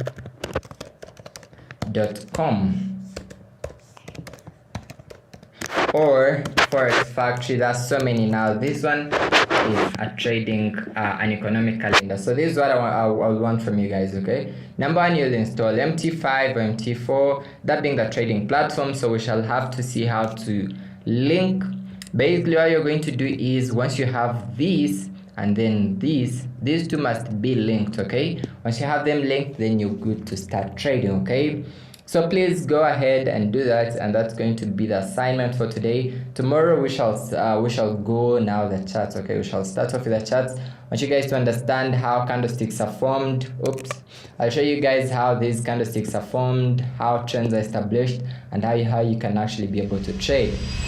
Alright, let's get straight to the discussion of today. So we are going to be starting off with what we call technical analysis. Okay, so as I mentioned, technical analysis is we using previous price data to determine what could happen next. Okay, and as we mentioned earlier on, we said the same thing is going to happen over and over. You said the price was going up, then most enough it could later come back down, but then later in the long run will again do the same thing. Okay, so when you are trading, you are going to deal with these charts. Okay, and with this chart, with the charts, that's how you're able to determine what the price is doing. Now firstly, what you guys see on screen right now, okay, this is a candlestick chart. So we basically have 3 types of charts for those that we shall put much more focus on. So we have the number one being, say, a candlestick chart.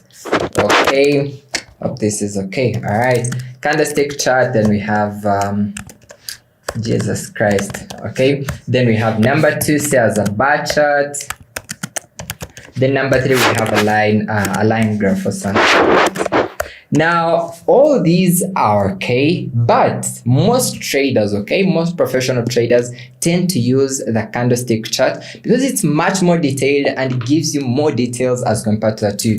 Now, as I mentioned earlier on, the one that we are on currently, this is a candlestick chart. Okay, now if we can go over here, we can have a line graph, and this is how a line graph looks like, and this is what is often put in the news. Okay, news will say, oh, the pound has raised in value, or the dollar has raised in value, and this is how it looks. Okay, so it's also good when you're trading, but in some way I would say it's not detailed, because now I'll actually give you an example. But if you look at this, the details aren't that much as how we want them. Then we also have, lastly, let me just come over here. So we have the bar chart. Now, honestly, this, I wouldn't even recommend this because I've personally not traded on a bar chart. And what I'm teaching you is what exactly I use and what has actually made me profitable. So again, for this, surely I wouldn't focus on that. So we shall use the candlestick chart. Okay, now candlesticks. So as we said earlier on, the price is either going up or going down. Okay, and in such a scenario, this TradingView, and by now I believe you guys have the app or the website on. So in such a scenario, what we look out for is how are the candlesticks behaving. Okay, now if you have candlesticks, say we have, I'll go ahead and illustrate here. So if, say, we have this as a candlestick, and so we shall also have another example down here. Okay, perfect. So let's start off with this. Okay, now if the price is going up, okay, here's what we should expect. Obviously we need to see such a thing. Okay, price pushing up, pushing down, pushing up. Okay, now in this example, this means, let me just go ahead and put even the details. So if, say, we had something like this, okay, oops, Then we can also change the color. Now please don't mind about the color is up to you. You could decide to make it say blue, you could decide to either make it green. It's all up to you, okay? But for example, we shall just make it green, okay? So since this, okay, we shall start off with this. As I mentioned, let's assume this is bullish, okay? Bullish, or as we said, say buyers, or we can also say the price is going up, okay? Okay, for our first example. So what does this mean? Well, here's what it means. So we could look at it in a sense of the price say opened up from here because it was on the low and now it's raising up. You guys understand? Remember what we said? When we are buying, we buy when the price is going up. So in such an example, we could say, well, look, so this, let me just go ahead and label it. So in such a scenario, we would say this was our opening. Okay, let me just label it. So this would be our opening price, and then on the other side up, okay, then on this side up, this would be our closing price, okay? So we can also go ahead and label it closing. I hope you're good. You guys understand? So this is how basically it is, how easy it is to understand, because it's bullish, okay? It's bullish. The price is going up. You guys understand? It means in some way the price opened on a low, okay? And now as it kept on increasing, I mean the value going up, then it came to a closure. Meaning, obviously for the seller's side, it's just the opposite, okay? So let's just get this guy and drag him off here. So now say for the sellers, okay? So we shall call this, you guys remember we said for the sellers it's going to be bearish, or sellers, or price going down, okay? Now for this example, now here's what happens basically, okay? So let's just go ahead and make this guy red so we can have a much better understanding. Again, please remember I said the colors don't matter. We're just doing this for the explanations, and once you start trading, you could decide to change them to the best, anyways, to color of your preferences, okay? So it's just an example. Next thing, again, we shall again have these boys down here. We shall name them later, but we can also have this. Now, in such a scenario, well, it means this point up here, okay, is the opening now. Okay, you guys see the difference? So now this side is the opening, and then down, okay, and then down over here, that's the closing. Again, why? Remember, we mentioned when you're selling, okay, remember what we said earlier? We said when you're selling, it means at some point the price was up and now we sell as the price going down, because that's how we profit. You guys understand? Please get this in mind, and if you're taking notes, write this down, okay? We buy when the price going up, meaning we buy when the price is low. It's like an example that I've just shown you here. As the price keeps going up, well, it gets to a point and it's closing, okay? Same thing we said for selling. We sell when the price going up and then profit as the price keeps dipping. You guys understand? Awesome. Now, furthermore to that, we can just call this, okay? So shall call this green guy as the body, okay? So this is the candlestick body. Oh, okay. And same thing obviously also for this, for the bearish, it's the same thing. Honestly, this is also the candlestick body. Then these blue small wicks that I already named them, but these small details over here, these blue line, whatever, those are called wicks, okay? Other traders can call them shadows, but I would prefer wick. So we shall also go ahead and name it. So these smaller ones over here are called wicks, okay? Oops.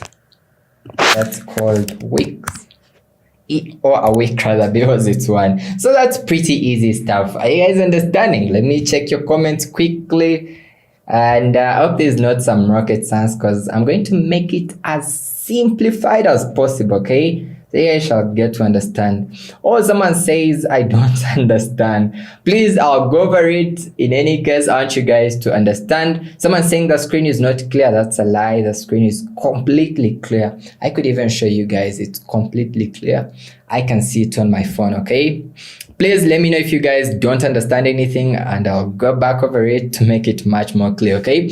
Remember we said, let me quickly go over it again. We said, when we are buying, the price going up, you guys understand? And then we sell when the price going down. Then we said these candlesticks, okay? So a formation of more candlesticks of this type is going to form a chart, okay? So what happens is, we now just go to one candlestick and that's what we are studying. So let me just go to charts maybe, so you guys could have a much better understanding. So an example that we've been looking out for is, say, something like this. Okay, so let me just, let me make it white so it's much seen. Okay, so this is an example over here on a live chart. Okay, so this is a chart of GBPUSD. Someone says, let me see. You guys understanding? Let's go. Exciting. I just want you guys to learn. I want to be part of your success. Okay, so let's go. So as I mentioned, let me give you an example, a much better example. So this is on GBPUSD, okay, and this is how it looks. So in such an example, we are just choosing this one green candlestick, okay? Now there's so many. You guys see there's so many, but in a scenario we are only choosing one, and this is it, okay? Again, remember, as we said, since it's bullish is what happens. So let me go ahead and label it. So we shall have this point down. Oh my goodness. So in such a scenario, this is going to be the opening, okay? This is going to be the opening. And then on the other side up, okay, and then on the other side up where it closes, this point over here, it's going to be the closing, okay? So it's going to be the closing. Pretty easy stuff. Why? Because it's a bullish candlestick. It means the price is increasing in value. That's easy stuff. You guys understand? Now, same thing obviously also for the bearish candlestick, these red candlesticks. It's the same thing. So let's study this one candlestick over here. I'll go ahead and zoom in so you guys can have a look. Okay, so we could just study this one guy. So same thing, we shall also label up. Oh my goodness. So we shall label this guy up here. Now in such a scenario, since this is bearish, we shall call this opening, okay, because the price is going down. You guys understand? This shall be the opening, and then down is going to be the closing, okay? So this side down is going to be the closing. Okay, just quickly. Alright, cool. Again, we said this middle big red section is called the body. It's the candlestick body. Don't even overthink about that. Then these are the smaller, whatever. They're called wicks anyways. I don't want to stress around. So those are called wicks, okay? So once you have a combination of all these candlesticks, now you could end up with a full chart, okay? It's like in this example, you guys can see it's a combination of red and green candlesticks. Again, remember, as we mentioned, it's up to you. You could decide on what color you want to make your charts look like, but for our case, all the green candlesticks are bullish, okay? It represents buyers, and then the red ones represent sellers, okay, or bearish. Pretty easy stuff. Now let's come back to our presentation and see. So what does this mean? Well, so as we mentioned, having understood the candlesticks, the size of the candlestick is completely going to determine how much of buyers they're in or sellers, okay? I mean, if you find a very huge, big green candlestick or bullish candlestick, well, it means there is a lot of buying pressure or buyers are in total control. So all you have to do now is to think about, oh, how can I also benefit from this? Or how can I now find buyers? Because the candlestick is going to tell you. Now, let me give you an example. So say we have two candlesticks. So we have this one guy, very big body. We shall also make him green. Okay, we shall, shall make this guy green for our example. All right, then we shall also give him his own wicks, one, and then we can also have one up on the other side, okay? So we have that, very huge. You guys understand? This guy is so huge. So what does this tell you? Well, it tells you that the price or actually in actual sense it tells you that buyers are in total control. There is a lot of pressure. There are many buyers in the market and they're trying to push the price up. Unlike, you had an example, say this tiny looking bad candlestick. So say it's this small, just like that, it's tiny, so sick. And then we have the wicks obviously down, okay? Then you also have the wicks, sorry that they may not be that accurate, but we shall try to make them look good. So say we had this. Okay, now these are all bullish candlesticks because of the color and how we just described them. But in this example now, Jesus Christ, that drawing is not accurate. But now in this example, well, what it tells us is buyers are in, but the pressure is not that much, okay? Actually, at some point, you could even have a candlestick looking like this. So it's going to look like this, and then you will have this. Now, in such an example, well, what it means is buyers were in, but then sellers were in too. So at some point, they were all, how can we make this clear? But now we have the buyers and sellers all trying to kind of, scramble around and all that. So at the end of the day, we form this indecision candlestick, okay? So please take note, the size of the candlestick is really going to determine of how much the volume is in, okay? So if you're trading, please watch out for all this. Even if we could just quickly go back to the charts and see how it looks, check. I mean, we have a beautiful example of here. So we had this insane buying pressure. This means buyers were in total control, buying insanely. We can even scroll through. Let me see if we can have much better examples. In this example, we have insane selling pressure. I mean, look at this big red candlestick down here. Well, what do we see next? The price is insanely pushing down. So, then this is the example that we just looked at right now. We have all this. Now, checking this example, we have insane big bullish candlesticks. Well, does it say, well, the price is pushing up? Now, let me give you an example. So initially the price was pushing down. You can see the price was pushing down with sellers in. Remember, for example, we said all the red candlesticks are bearish. You guys understand? And then all of a sudden, we have this tiny looking candlestick, okay? So we have this guy down here. Let me just go ahead and change the color so you guys can have a much better look.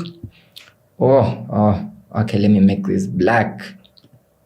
All right, awesome. So let me zoom even in more. All right, cool. So the price initially pushing down with the bearish candlesticks on. I mean, sellers are in total control. But now what happens is, once the price gets to this point, I'd rather take this off so you guys can see. So once the price gets off here, okay, what we see now is, buyers are now coming in. Totally, they're trying to push the price up. And what happens is, this is how the candlestick closes off, okay? And all of a sudden, now we see buyers now controlling. Now the price changes direction. You guys understand? It's just some easy stuff. I mean, let me just quickly see. Hope you guys are really getting all this. Please, if the screen is not clear, just increase your resolution, okay? Come over to quality and then go to advanced, and you could even set it to 2K. This it's high quality, and I'm using a high quality camera. Okay, so I hope you guys really understand this.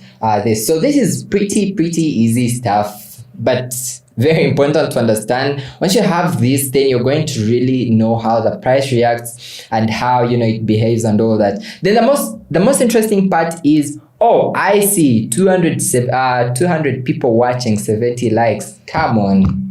I'm going to pause not until we have 200 likes on the video, okay? I won't say anything, just smash the like button because it doesn't cost anything. Actual sense, think about it. Smash the like button so when the other people come on, they'll get to also smash it. Pretty easy stuff. Just go ahead and smash the gang. I'm not going to say anything not until you guys have liked the video, liked the session, and more to that, I hope you guys are really enjoying and learning a lot, okay? Okay, I'm waiting on you guys to smash the like button.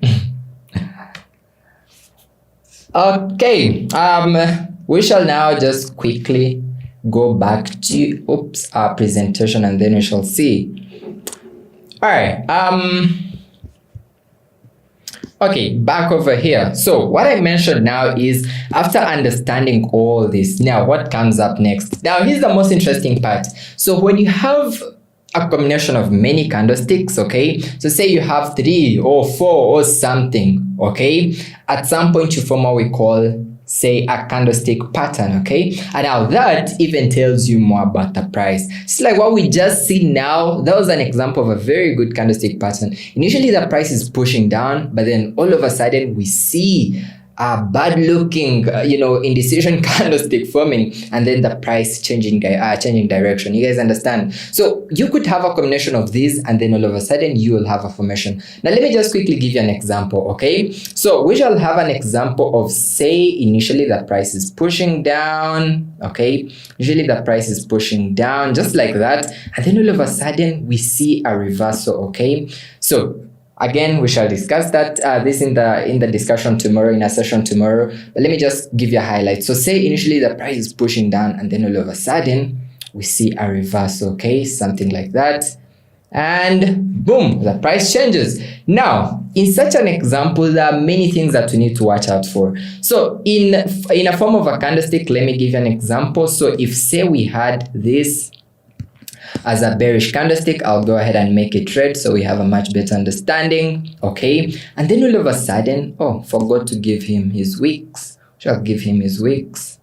Jesus Christ. The wick must be straight, please, okay? The wick should be straight. Sorry about my...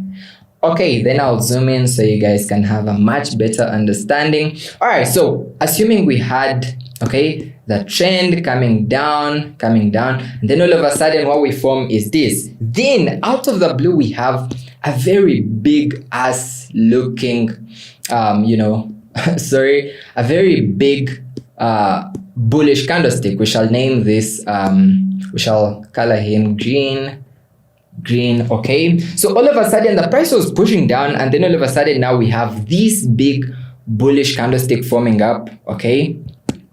Now if we can study these two candlesticks, all right, cool. So in such a scenario, if we can consider this and this, well, in such a scenario we shall call this an engulfing candlestick. Why is it an engulfing? Because it opened and then even closed above the previous candlestick. So we shall go ahead and name this.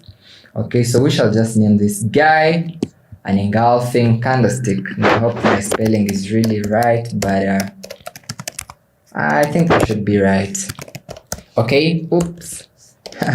Okay, so in such a scenario we would call this an engulfing candlestick. Now what should it tell you? Well, in some way it should tell you that, look, sellers were in, but then they kept on losing power, and then all of a sudden we had buyers coming in with a lot of strength, and we should think of the price going up, okay? Now we should think of the price pushing to the upside. You guys understand? That's pretty easy stuff. Now there's so many candlestick patterns, but what I'm going to do is I'll go ahead and share a free PDF on the Telegram channel, okay? So I want you guys to go ahead and click the link down in the description. It's the third link to Telegram. Please join the Telegram because that's where I'm going to be able to send the PDF. But in the meantime, I think I could actually be able to share with you the presentation from that. The book is called The Candlestick Bible, okay? It has a lot of candlestick patterns, which I want you guys to learn. Again, as I mentioned, it's not possible for us to discuss all this. Actually, I only made this detailed inside the paid mentorship. But for this case, you guys can still have access over on Telegram. So after the session or within the session, please go ahead and check that link down so you'll be able to access it. But let me just give you an example. Now, sorry, I know the screen may not be that, it may not be that visible. But let me see if it's possible to zoom in, honestly. Should it be zoomed in? Let's see. Oh, much better. I can see it's zoomed in. All right. So in such an example, as I mentioned, the book is called The Candlestick Bible. Pretty easy. I'll send it through. So in such an example, we have this. This is called a dragonfly. So initially the price is coming down, and then all of a sudden we have this candlestick forming. Okay, it's called a dragonfly. As you guys can look at the formation, we shall go ahead and illustrate it on the other side, and then all of a sudden the price changed direction. easy stuff again, okay? So you can see it's a combination. Again, we are looking at all the candlesticks, but then coming straight to this formation of here, and then we are able to establish that. We can also have one more example. This is a doji, as I mentioned. Now, a doji is much more of an indecision candlestick. What happens is initially, say the price was coming down or going up, at some point, okay, at some point, buyers and sellers are all in and they're trying to take the price to either direction. Sellers say, oh, we want to sell, but then buyers also say, no, we want to buy. So at the end of the day, what forms up is an indecision candlestick. Just in such an example, this is a doji. Let me go ahead and illustrate it again over on our presentation. Okay, cool. So in such an example, an indecision or a doji candlestick is just going to look like this, okay? Easy stuff. So in such a scenario, this is going to be our body. Okay, this is going to be the body. Let me just name it. Okay, and then obviously again, this is going to stay the wick and all that. Now, it again depends in here. This can be the opening and it can be the closing, depending on who is in control. So we shall again name it. This could be our, same thing as earlier, honestly. So this could be, say, our opening or our closing, as we mentioned, depending. Opening or closing.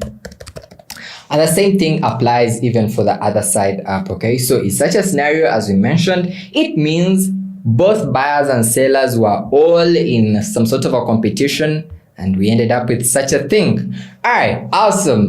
Looking through your comments. Let me look through your comments. Hope you guys are really learning a lot. Hope you guys are learning a lot. Okay,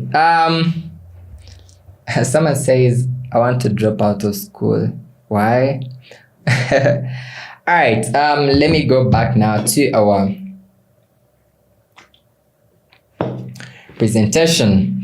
So now, I know you should now be wondering, okay? So Daniel, now how are we supposed to use these candlesticks to say get trades, okay?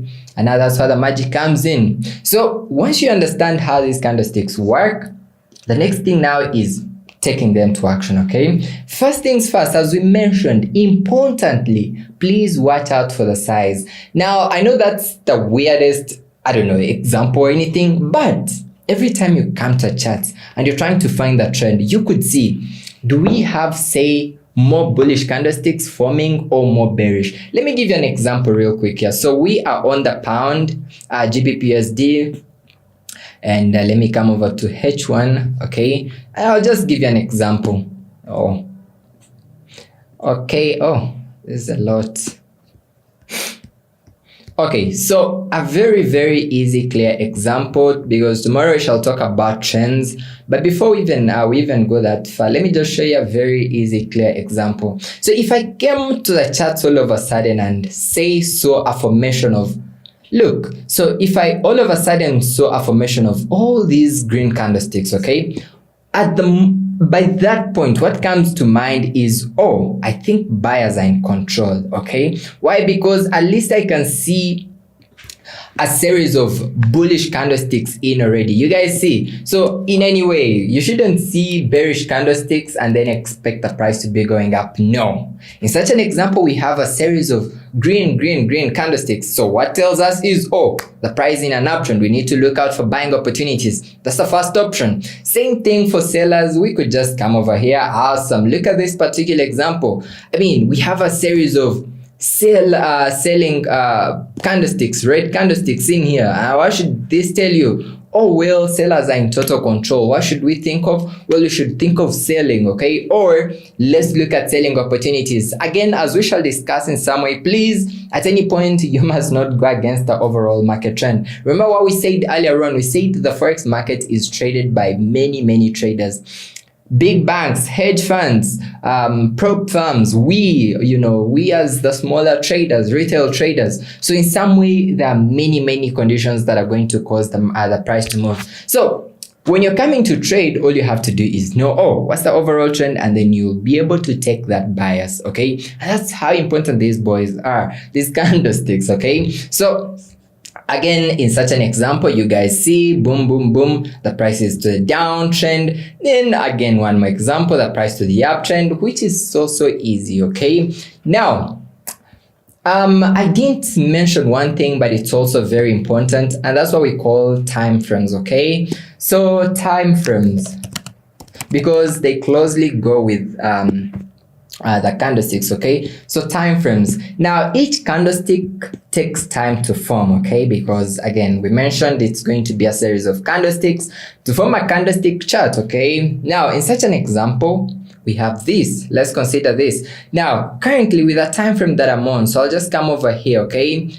So on TradingView, you could just come over here and then we have all this, okay? So currently I am on the H4, okay? Or 4 hours. 4 hours can still be called H4 or anything, but as long as you understand that it's 4 hours. So what it means is it takes 4 hours for one candlestick to form. You guys understand? Now I think let's just pinpoint out one candlestick. I think it might taken buys earlier on GBPUSD and it seems to be reversing. But anyways, so I'll just go ahead and choose out one example. Okay, I think we have a good candlestick here. This one here. Oh, this implied a good reversal. But let's choose this guy. So, oh, we're on the M15. We could just come over to H4. Think it's not looking good. I just want us to find one candlestick and then that's going to be our example throughout. So let me just mark out this one off here. Okay, so this can be our case study. So this big red candlestick, okay? I want to make it clear. Awesome. So there we go. Okay, you guys get that? So as we mentioned, we are on the H4. So what does this mean? Well, it means it takes 4 hours for this one candlestick to form, okay? Now, if we scale down to the H1, okay, well, it means under this box, we should have 4 smaller candlesticks, okay? Or 4 1 hour candlesticks, okay? So let's just go down to H1 and then see. All right, where did we draw the box? Can't trust. Okay, it's here. Awesome. Why are they more? I think we drew them wrongly in some way. But I'm trying to say is, if it's a 4 hour candlestick, well, it means it takes 4 hours for one candlestick to form, okay? You say we went over to M15, then it takes 15 minutes for each candlestick to form. You could even go straight to say 1 minute, okay? 1 minute, it means it takes 1 minute to form, okay? So we shall even do it as a very detailed case study, and let's have an example of here, okay? So if we are on the 1 minute, well, it means this candlestick should take 1 minute to form. Now let me see what time it is. So it's currently 14:34, and by the time it's 35, this candlestick should have closed, and then we should see another one. Okay, so let's just watch it out and see how it plays out. So this is it. So we shall see how it plays out. So by the time it's 14:35, we should see a newer candlestick forming. All right, and then I'll give you an example on how this is important. So I can see, awesome. So you guys see a newer candlestick has formed already, okay? Why? Because we are on the M1. Now, this is much more important, again, relating back to what we discussed earlier on. We said you could be a scalper, you could be a day trader, you could be a swing trader. Now, if you're scalping, what you have to do is, most often enough, come to the smallest time frames, just like the M1, and then you'll find better trades. Some traders even take it to the extreme and trade off on the seconds. Now, honestly, I know that can be much more distracting. But oops, okay, this is not premium, so you won't be able to view it. But some traders take it even to the extreme, say up to like seconds literally, and someone is just watching out to see what happens in 1 second, or depending on how they trade, okay? But back to the main point, okay? So the time frames are also going to be much more important with what type of a trader you are. Then also, we shall have a trading strategy coming up. We call it the top to down analysis. So what you're going to do is, say, we could start off, say, with the H4, because we said it takes 4 hours for one candlestick to form. Again, with that, it means in 4 hours, there's a lot of activity that has happened. Maybe even when you scale down, you could find maybe a series of, ups and downs, but in actual sense, it's on the H4. So what happens is we start, say, from the H4, okay, find how the price is reacting, and then start scaling down. So we could come from the H4, come to H1, from the H1 come to M30, from the M30 come to M15 for entries, okay? And then we are able to make some money. So we call that the top to down analysis. So it's a whole different strategy, and we shall discuss that in our discussion later, okay? What's up, guys, and welcome to the 5th day of the bootcamp. Today's topic is now much more detailed, okay?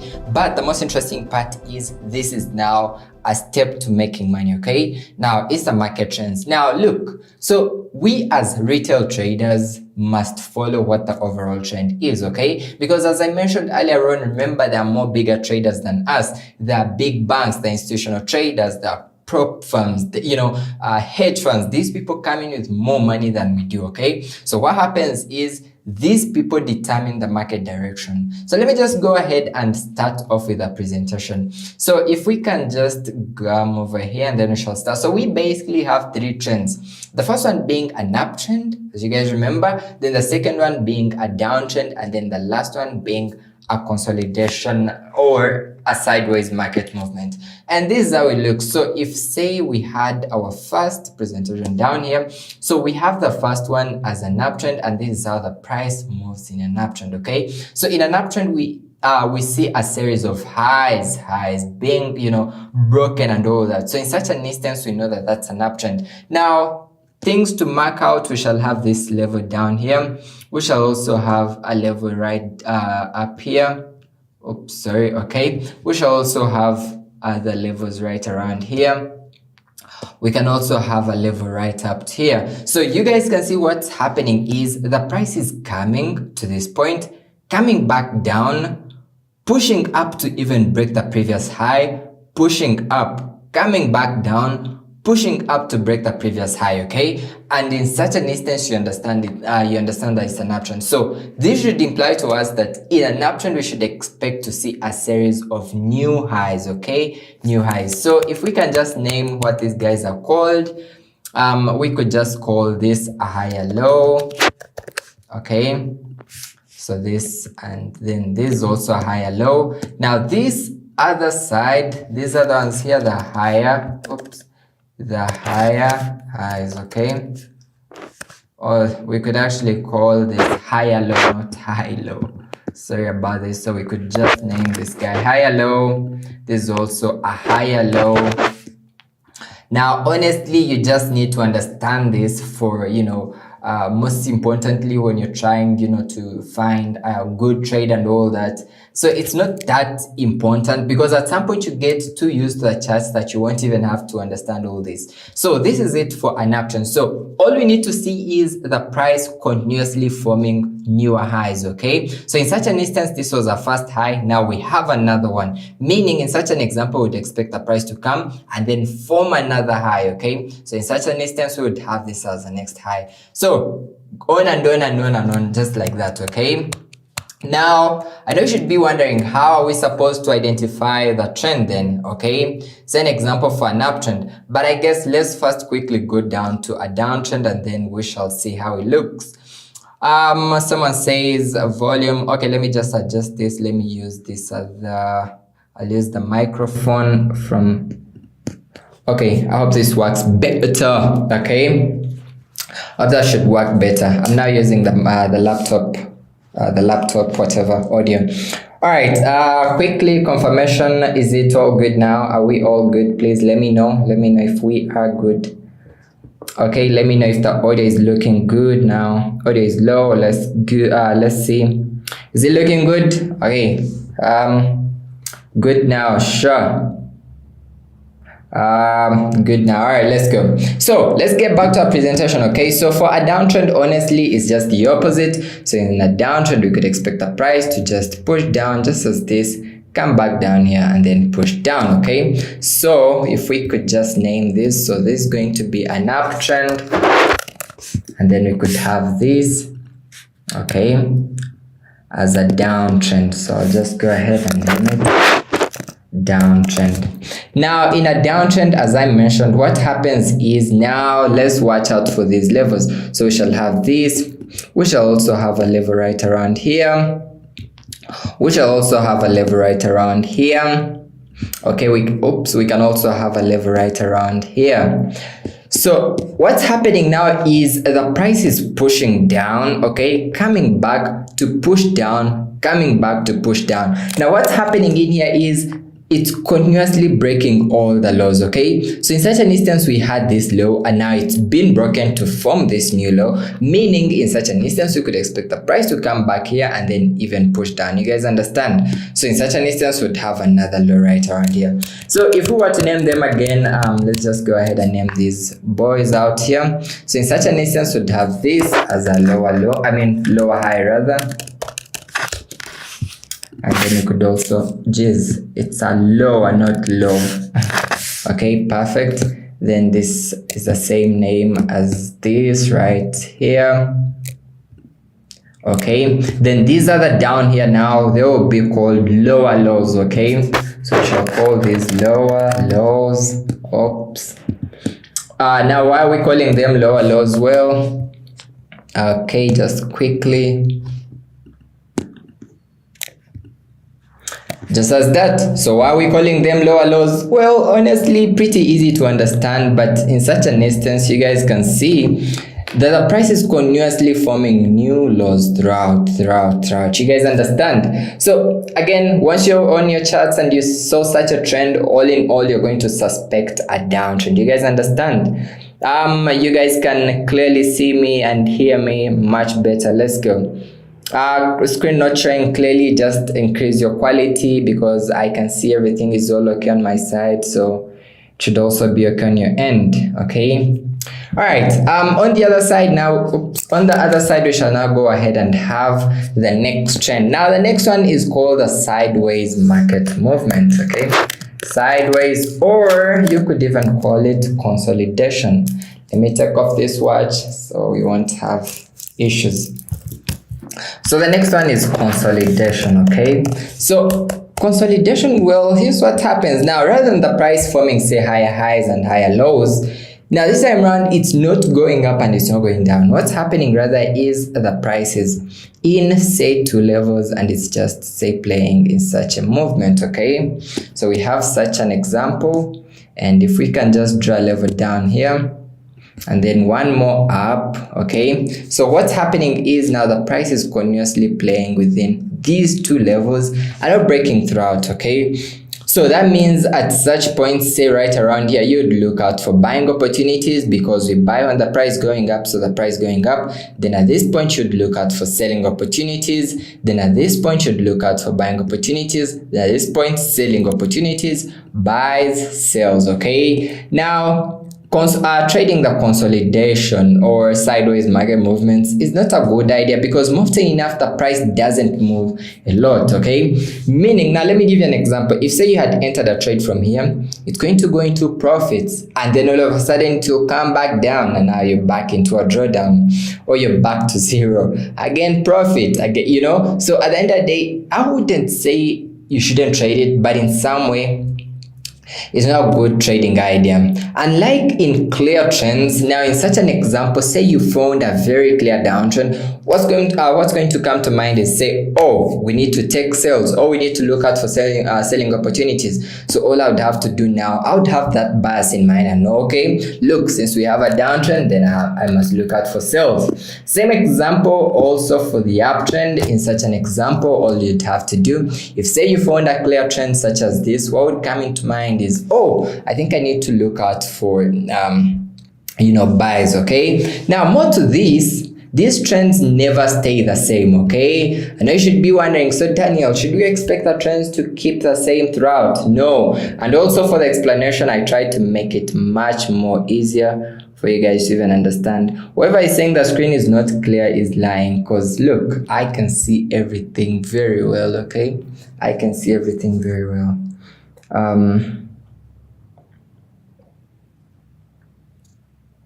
All Alright, okay, let's go back to it.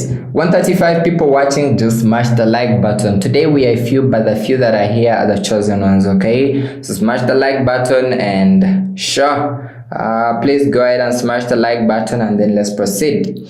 Now, next up is, so as I mentioned, these trends will never keep the same. At some point, a trend must later change. So if say we had an uptrend, the price is pushing up, and then at some point it's going to later reverse, okay? So we could now see such a thing, and then say actually the price pushing down, and there we go, okay? Same thing for an uptrend, for initially one that was a downtrend, say the price was initially pushing down, just like this. At some point, it's going to finally reverse, okay? And we could have such a thing. So you must keep it in mind that, because Daniel said, trends are good to trade and all that, please keep it in mind that at some point the trend is always going to change, and you must always be there to really watch out for the changes, and then you're able to capitalize, okay? To capitalize on them. Please don't sell on the price, don't sell on the price in an uptrend. I don't look out for buys when the price is in a downtrend, honestly, because at such a point you're going against the overall trend, which isn't a good idea, if I could say. Now, how do you identify this, okay? So again, relating back to what I shared with you yesterday with the candlesticks. So here's what happens. So again, looking at the volume in the market, it's going to tell you that, I think buyers are actually losing control. So in such an example, if say we had say a very big bullish candlestick, okay, so I'll just go ahead and design this guy for him to look good. Okay, so say we had such an example, okay, and then so we have this big looking bullish candlestick, then all of a sudden we form such a small one, okay? What does this mean? Well, in some way there's some changes. Maybe buyers are now losing control, or maybe sellers are now gaining control. Now honestly, it's going to be so hard for me to design everything, but then say all of a sudden we get a very beautiful red candlestick forming, okay? So in such an instance, we could suspect sales coming in, okay, or sellers taking control. So often enough, in such an instance, you could now see a change of structure with the price now pushing down, even continuously, okay? So after understanding on how to identify the trend, our next subject must be also how we're supposed to find reversals, okay? Now let me just go to a chart quickly, and then I'll show you something on how to surely identify the trend. Now, identifying the trend is so easy, okay? But often enough, it must be done on bigger time frames, okay? Remember what we discussed yesterday? We said bigger time frames will give you the best outlook. You guys understand, okay? So if say you are on the H4, well, often enough, remember it takes 4 hours for one candlestick to form. So that means you're looking at a very bigger picture. Now let me give you an example. So right around now we're on GBPSD. Recently I've been inconsistent with GU, but let me show you quickly. So in such an example, this is what's happening. So honestly, by just looking at what the price is doing, we can see that the trend is to the upside. Not so you guys see that. Oops, let me delete this. So honestly, by just looking at the charts, we can all see that the trend is to the upside. Okay, let me sip some Red Bull. I guess later on in the future I'll start an energy drink company, because I take this a lot. I think it's not good. Now would you guys be ready to purchase the energy drink if I started up one? Alright, cool. So let's proceed with the discussion in the meantime, okay? So honestly, by looking at this, we can all see that the trend has been to the upside. Why? Because look, so you can see the price pushing up, back down, pushing up, back down, pushing up. Now in such an example, firstly, At least we can see it's breaking all the highs. So we had this high and now we are forming a new one. This is right around here, and now we are forming a new one, you guys see, and then all of a sudden we are forming a new one continuously. Okay, now honestly, in such an example,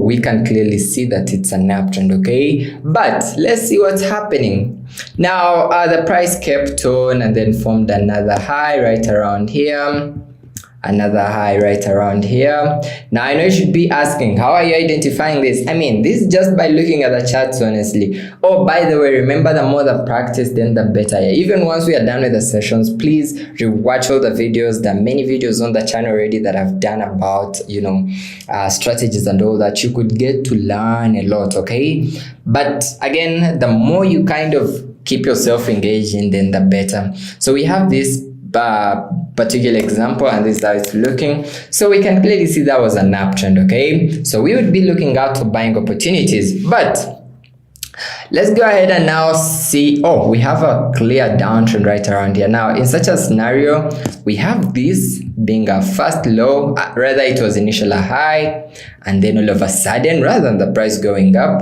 it's now started forming lows. We have this low, we have another low. Okay, we also have one more. Okay, literally continuously we also have one more up to down here. So honestly, in such an example, again, it's pretty so clear that, look, this is a very clear downtrend. Oh, someone asking for the candlestick Bible. Please note, I sent a link. Oops, I'm having a network issue. That's crazy. But please go ahead and click the link. It's a second link once you join the email list. Oh no, it's not actually the one, but on Telegram, so I'll be able to send them in there. Okay, all right, cool, let's go. So in such an instance, honestly, what you're looking out for is selling opportunities. Okay, but also even taking into consideration of what we said yesterday, look at what's happening for selling opportunities. You guys can see big, insane red candlestick, bearish candlestick forming. You guys can see this implies there is a lot of selling pressure. Okay, there is a lot of sellers pushing the price down. So in such an instance, you would be so clear understanding that, okay, I'll be looking out for selling opportunities. Now we need to look out, say, for a consolidation. I'll look at reversals. Okay, let me see if we can find a better example. Okay, I think we are looking good out here. So I'll just go ahead and mark a level down here. Okay, one more level right around here. Cool. Now in such an example, honestly, you guys can clearly see that the price is initially coming back down here, pushing up, coming down, pushing up, literally not breaking up, not even breaking down, coming back here, not breaking down, coming back here, then finally, actually at some point, the price finally breaks through. If we can stretch this guy, breaks through and then proceeds. Okay, so this is a very perfect example of a consolidation or a sideways market movement. So again, as I mentioned, honestly, trading consolidations or sideways isn't the best idea that I would recommend, because now say you entered your buys out here. Remember we said you're buying out from here. Say you entered your buys from here, you're making money. Then if you don't close your profits from here, then the price comes back down, keeps in that sort of a zigzag motion. So in some way, you must really figure out a much better on how to make money off it. Okay, so those are basically the trends. Then another option, if we can look through, we can even find more examples. This is also a beautiful uptrend, so clear. Look at this. This was so beautiful with the price breaking all the highs. We can just get this guy, then put him out here. You can see beautiful uptrend, forming all those. So in such an example, this was and again, as we mentioned, we will be looking out for buying opportunities. You guys understand? Now let's go ahead and Maybe you can try out one last example. Obviously, after this session, I want you guys to go ahead and try out, okay? Please try out with other pairs and then you guys will let me know. So this is also a very clear example. Honestly, the price was rallying to downside insanely. I mean, look at this. With all these laws being broken, we have all these. I'll just go ahead and draw them just as this. So we have all these laws being broken, the price continuously pushing down, which is also easy to understand. Now, let's look at when the price gets to reverse, okay? So as we mentioned earlier, I said the price won't stay in the same direction, okay? But once you know the direction, obviously, you're good to go, okay? Because if you know the overall direction, then you could actually possibly find trades. But if you don't, then it's going to be so hard, okay? Okay, now when to buy or sell, okay? So when to, in actual sense, when to make money, when to buy or sell, okay? Now, please remember, as we discussed earlier, all in all, when you're buying, you must look out for the price going in an uptrend, okay? So if the price is in an uptrend, that means we are looking out for buying opportunities, okay? Now, please take this from me. Don't go against the trend. Now, you mentioned this earlier on the other time when we were starting with the discussion, but on a later stage, I'm mentioning this again. Don't go against the overall trend. And in a bit, we shall discuss on how this actually looks, okay? So in such a scenario, say we have an uptrend, honestly, what should come into your mind is buying opportunities. Now, I know you should be asking, so does that mean if it's an uptrend, I'm not even supposed to take sales? Please, you can take the sales, but it's not a good idea or it's not recommended. And I'll show you in a minute. Then if we have a downtrend, okay, if we have the price pushing down, we should be looking out for good sales, okay? Now, let's first mark out something importantly. Now, here's what happens when the price is moving. So if say we have this push, okay, so the price is pushing and then coming back down, okay? So in trading, we call this much more of a pullback or a retracement, okay? So the price is going, then coming back for a retracement or a pullback, then to push up, okay? Now, if we can actually describe this, so every time there is this push, this is momentum. So what does momentum mean? Well, it's much more of like there are more traders pushing the price, okay? If say in such an instance it's buys, then it means there are many buyers in that are causing the price to move, okay? So we have this momentum push. Oh, let me just, so we have this momentum push, okay? And then after that, what comes up next is a retracement. So in any case, once the price pushes up in some way, it's going to later come back down to collect more orders, okay? So here's what happens. So after pushing insanely high, it's going to come back. Now on coming back, I'm just going to go ahead and mark this zone out. So on coming back, again, as I mentioned, we call that a retracement or a pullback. So you could just name it, say a pullback or a retracement, okay? Okay, then the most interesting part is every time the price comes back for retracement, here's what happens. So at these points, okay, at these points here, we have more orders coming in. So for such an example that has to do with buys, well, it means at this point we have more buyers coming in, okay? So we have more buyers, more buyers coming in. And for that, they tend to push the price even higher. So what happens now is the price is going to push higher to even break the previous high, okay? Again, we discussed this in the previous session, or only that I didn't go that detailed. Same thing also for the sales. So say we have such a trend, okay? So if say we had such a price, sorry, let me just, I'm trying to get this guy to look good. So let me just delete it and, okay, it's still good anyways. Much better. So same thing as I mentioned is what happens, okay? So if say we have this push the downside, well, what happens is every time the price comes, okay? So every time the price comes, it's going to come, it's going to come back for retracement. Okay, it's going to come back for a bit of a retracement. Same thing as we just seen in the bullish trend. Then push down. So that means again at these points here. So all these points here, okay, these points here, we have more momentum coming in to push the price even down. Okay. So well, what does this mean? Well, push phase, pullback or retracement, push phase, pullback, push phase, okay? Now, before we even know what to take the trades, we need to first understand one or two, okay? So basically, why must you not take trades? So here's it. So every time the price is already pushing, please don't take trades, okay? So because as we mentioned, the price is pushing, okay? Because every time there's a momentum push, the price is finally going to come back for retracement, collect more orders, and then push even more, okay? Oops, sorry. Chat ain't clear. Come on, you guys. This should be so clear. It should be so clear. Oops. All right, there was a bit of should be clear, or should I just zoom in? And please, if you're watching, come on, get your phone to 1080p, or because yeah, that's 1080p, so you have the best quality, okay? That should be much easier. Sound, oh my goodness, Jesus Christ. All right, okay. Please confirm that. Quickly confirm that with me. Confirm if it's good. I don't know how to really fix this.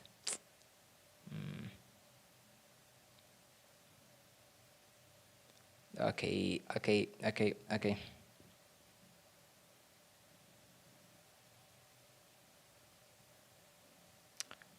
All right. Okay. Please confirm to me. Please confirm to me. Please confirm to me. You're loud and clear. You're loud and clear. Please confirm to me. Oh my goodness. Please confirm to me.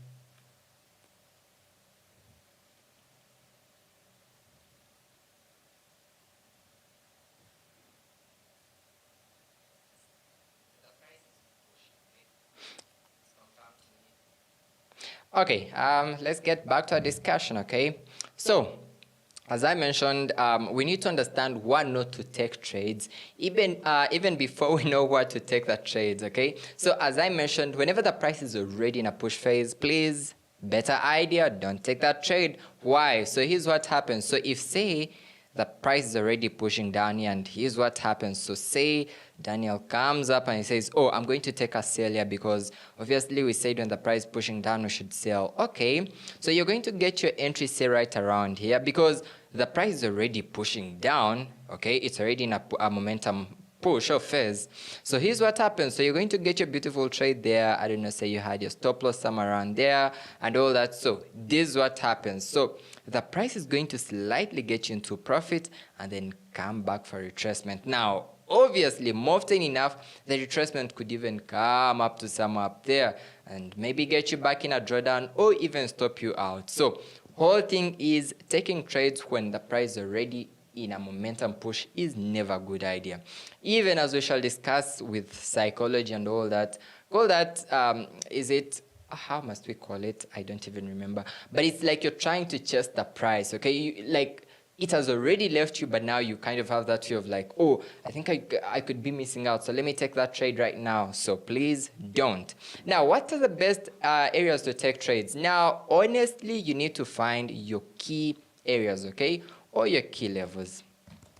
Now we're even discussing a strategy in here, but let's see. So you need to find your key levels or key areas where to actually take beautiful trades. Now in such an example, honestly, if I was a trader and I wanted a very beautiful trade, what I would do is I would look out for these areas, okay? So I would always come and look out for these areas. Remember, we look at taking trades what other bigger traders are getting in, say institutions or say, you know, hedge funds or anything. These are people that get to move the markets, okay? Even once we get to a chart, you guys will see that at these areas, there is a lot of pressure, okay?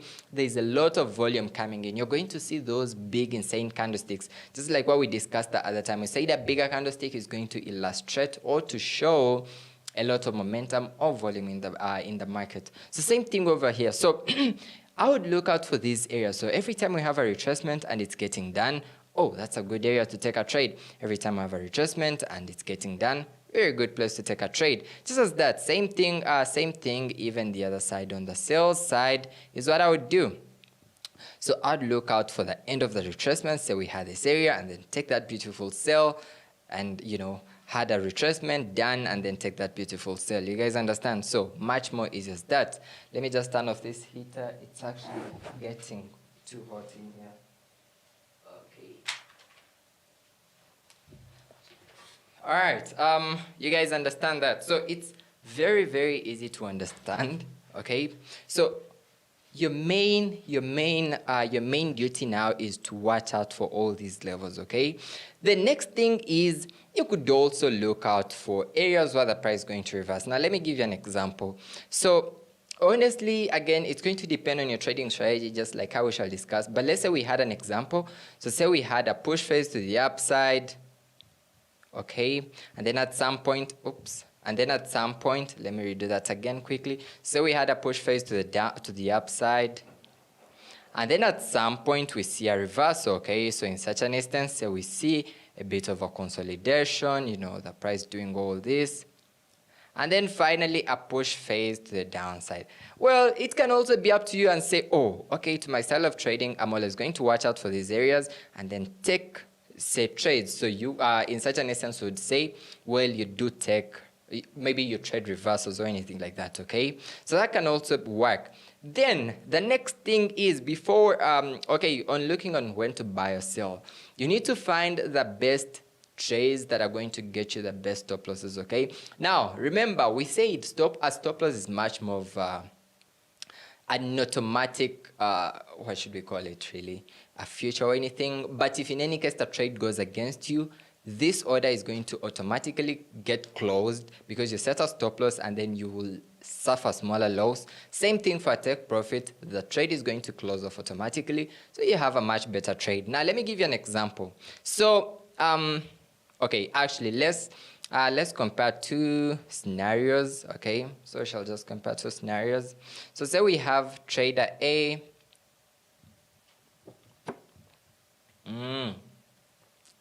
Sorry about this. So say we had such an example, and then say you got your trade in here. Say you made your entry right in here. Okay, so this is a buy, then I'll just go ahead and adjust this guy, say right around here. Okay, so say you had your trade in there. Obviously, we are taking buys because the price is to the upside. So here's the good thing about, say, such an entry. Say you got in right around here, and we shall just stretch this. Well, let's just stretch it out here. So here's what happens. So say you made your entry here. So I'll just go ahead and label it so it's much better. So say this is your entry. Okay, this would be a beautiful entry because, okay, fine, you've gotten the trade, but then you also have a very, very good stop loss. Now, remember we said if the price is pushing to the upside, okay, so we entered for buys, well, at some point the price could just reverse and come back down, okay? So now when it's coming back down, how are you going to avoid that loss? And now that's why your stop loss is playing in part, okay? So in such a scenario, you would have your stop loss right around here. Okay, now again, remember, as I mentioned, on getting your trades, your stop losses really matter. So what should come into your mind? So before you take that trade, please establish your stop loss and then take profits. Okay, now let me also give you another example or a scenario of, say, this is how the trade is looking, and then I come in and say, oh, the price is already in a push phase, so I'm just going to consider, say, right around here. Say by the time I come, the price was already here. So here's what I do. So come over here, make my entry, say enter in for buys. Well, it's a good trade, honestly, because again, I'm with a trend and I'm making a bit of money and you have your entry. But now here's what happens. Now, honestly, you won't place your stop loss, say, right around here. Nah, you must have to place it even down, okay? At least to consider this level, okay? So I'm just talking about this because of what we said again, key levels and all that. Remember back to what we discussed the other day. Whenever the price is moving, it's going to reach levels. Sometimes it's going to react off. Sometimes it's going to break through those levels, okay? So when you're entering a trade, you need to be so sure that, okay, where I've put my stop loss, or let's consider the stop loss, I'm in a much better, safer place. So I guess let's first quickly just go over the charts and see how it looks, okay? So this is currently Euro JPY. Let me just go over to H4. Oops, sorry. And okay, much better. So this is how it's looking. Okay, now okay, you guys will just have to see what I'm doing here, but I'll try to also explain it and you guys shall try get it out. So looking, I think let's start off with here, since we have a much better example already here. So say we had this push phase already. Okay, so we had this push phase already happening. Now this is on the H4, please. We discussed that in the time frames. If you didn't get that, go back to other lessons and then you'll get it. Okay, so we had the price already in a push phase. So let's just draw out an area around this area. So we shall just look at it on a smaller time frame, then we can just make it clear. So let me just do this. All right, so we can just come over to H1. Oh geez, okay, it's here. Okay, so this is it. So the price is in a very beautiful push phase, and yep, that was a very, very good trend. I personally love trading the trends, and that's why I'm even emphasizing it more. Honestly, if you're trading off with a trend, you'll have the best trades ever. So say you came in late and say, oh, I need to place a trade, I need to take in my entries, and then all of a sudden, now let's assume by the time you came in, say the price was right around, we could say right around here. Okay, so obviously same scenario, we can see the price pushing, coming back, pushing, coming back for retracements, pushing, coming back for retracements. Again, as we mentioned earlier, we said whenever the retracement is done, okay, watch out for this area. Whenever the retracement is done, we have a lot of buy or a lot of pressure or orders coming in. So we have all these areas, okay. So whenever the price is coming back down, more volumes getting in to push the price above. We have this, we have this, you know, we have this. There are so many. There's so many, just reflecting on what we just discussed. So I was just trying to show you guys an example that, say this trader comes in and you want to take a trade randomly, say right around here. Now honestly, this is a good trade. Okay, it's a good trade because I mean you're up with a trend and you're making money. But what are we supposed to place the stop loss? Well, I would say lowest I would have to put it, say right around here. Okay, let me just quickly show you. So honestly, in such an example, I think it's even a much perfect example because the stop loss isn't that big. So what I'm trying to illustrate off here is, say you got your entry right around here, you could have your stop loss slightly below the most recent level or key level. Okay, why? Because look, the price pushed, came back to this area, okay, and then pushed up. Okay, now having your stop loss at such an area honestly is a good idea, because in any way, if the price came back down, now let me just illustrate it. So in any way, if the price at some point just reversed, okay, well, and then broke even your level, this level, this would be a much better trade, and you know, okay, I've taken a loss and I'm out. Okay, why? Because you had your stop loss below a key level, which is very, very important. Okay, now I hope we are not getting too much into the stop loss and whatever, rather than when to buy or sell. Okay, now a much perfect example honestly would be, say, such a trade-off here. Now if I got my entry right around here, say, now let me just illustrate it. So if, say, we could have actually played in replay mode, but I'm currently on the free version of TradingView, but that would have been a much better example. I think by tomorrow I should do that. Okay, so say we have the push phase. Now the price has come back. Okay, it has come back for the retracement, and now obviously we said anytime we have these retracements, we should expect a very big push phase, a momentum push. So in such an instance, I would expect this. Now you do not want to become the first person to take that trade. Okay, don't take that from me. Oh, Daniel says every time we have a retracement, then you must take that trade immediately. Nah, please no. So now what I would wait for now is to say, okay, the price has come back for retracement, but now can we confirm that the, oops, sorry.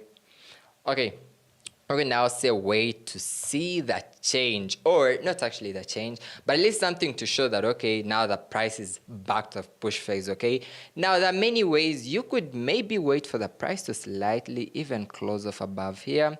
let me just do this.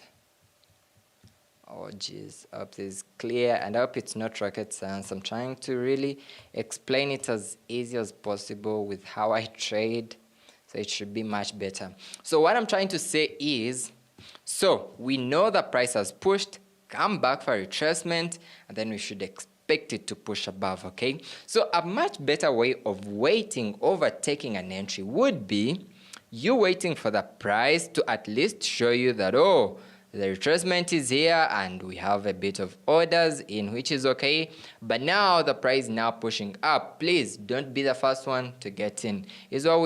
Here's what I would personally recommend or wait for. So I would wait for the price to slightly close above the previous high, okay, to show that, okay, the trend is now back on, and then we shall be able to go. Rather than, obviously, there is also a possibility of the price coming here and then later reversing, and you don't want to often fall for that. So at this point, I would say, oh, beautiful trade. Well, I guess I'll get my entry right around here. Then same thing again, I should have my stop loss slightly below the level, okay, where we had the retracement. Now, some traders say actually, or maybe have your stop loss 20 pips below. Now, personally, I honestly don't want to be so biased because, okay, you guys crying about the volume, I'm so sorry. I'm so sorry.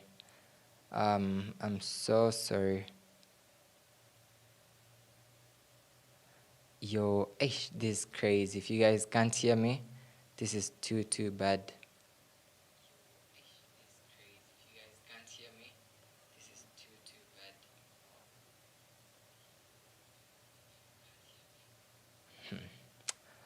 Oh my goodness, volume is low.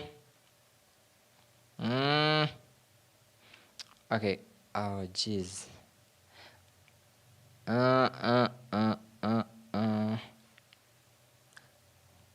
know you guys are listening, and whatever you're using to watch the video, if it's a phone, the volume should really be good. Should be good.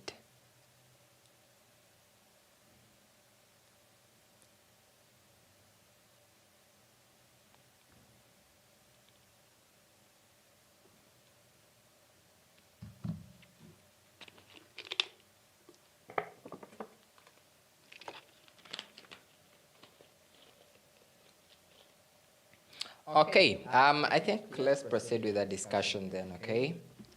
Alright, your voice is too low. Just increase your volume, bro. That's easy stuff, honestly. Just increase your volume. Alright, let's get back straight into it, okay? So, this is what I just mentioned. So, I was trying to bring out the fact that some traders say, oh, please place your stop loss 20 pips above or below your entry, whatever. Now, honestly, I don't want to be that biased because sometimes you could place your stop loss 20 pips away, but in actual sense, it's a level that you clearly see the price could come back, say, do a bit of a reaction, stop you out, and then proceed, okay? Again, please take this. Again, your stop loss doesn't have to be so big because you're trying to, you know, honestly, I don't know. But it's like you want to keep your stop loss too big because you want to stay in that trade. Please, remember the stop loss is there for risk management. So, on the other side, it doesn't have to be so small or so tight because, oh, it's risk management and I want to be the best. I don't want... You're going to get stopped out, we call those stop loss hands, or being liquidated or anything. Then the price is going to push continuously. Or on the other side, you set a very huge stop loss. The price is actually even reversing. Say you had your stop loss right around here. No, okay? So that's why it's very, very important to have much better entries, okay? You guys understand? So, basically, so that's it. So in here, we'd definitely have much better entries right around all these areas. We'd also have much better entries right around these areas. Now, even the most interesting part is you could even draw out some levels. I'll show you how to draw those levels, trend lines, and all that, so you can actually see how it works, okay? So basically, that's how you're going to be able to get your entries. So remember we said you must you must know when to take a trade. We said, please don't take a trade when the price is already in a momentum push or a phase already it's pushing, say, to a given direction, because by the time you enter, more often enough, you're trying to chase the price, okay? And more often enough, you're going to see a reversal or a pullback, get you down and all that kind of stuff. So I think let's just go a little bit much more practical and see if we can find a trade. And I'll actually update. I'll actually update you guys about this once we get on Telegram. Let me see. I had a beautiful trade right around on. Okay, this is good. Let me show you how it's looking.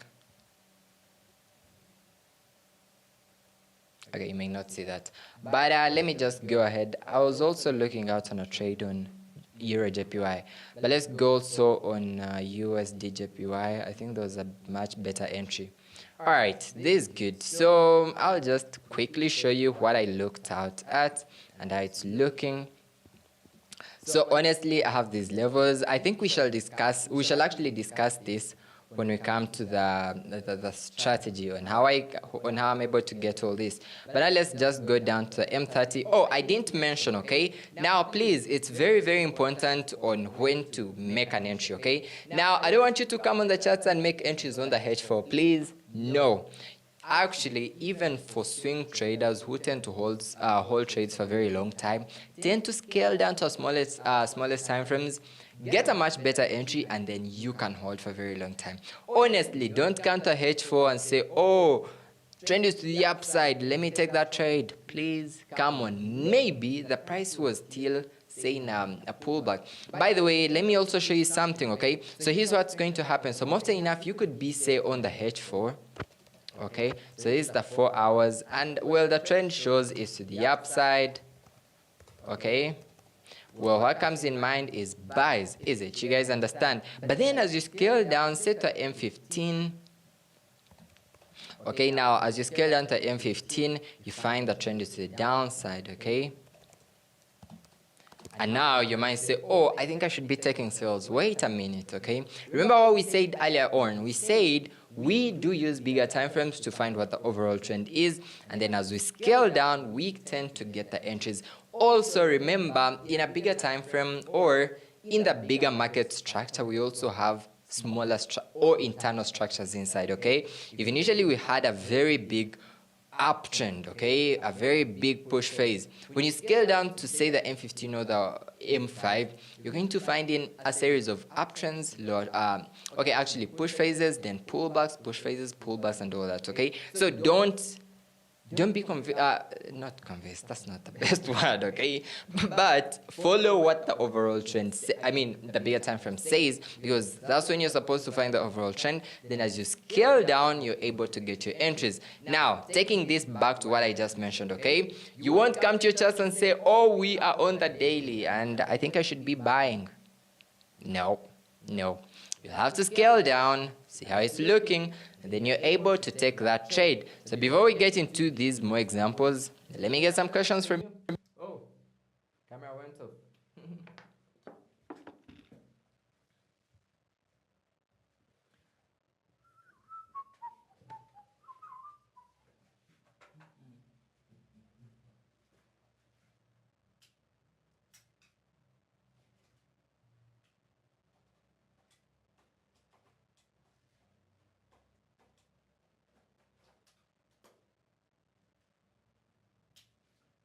Angelina, she wants to party you. You want to party.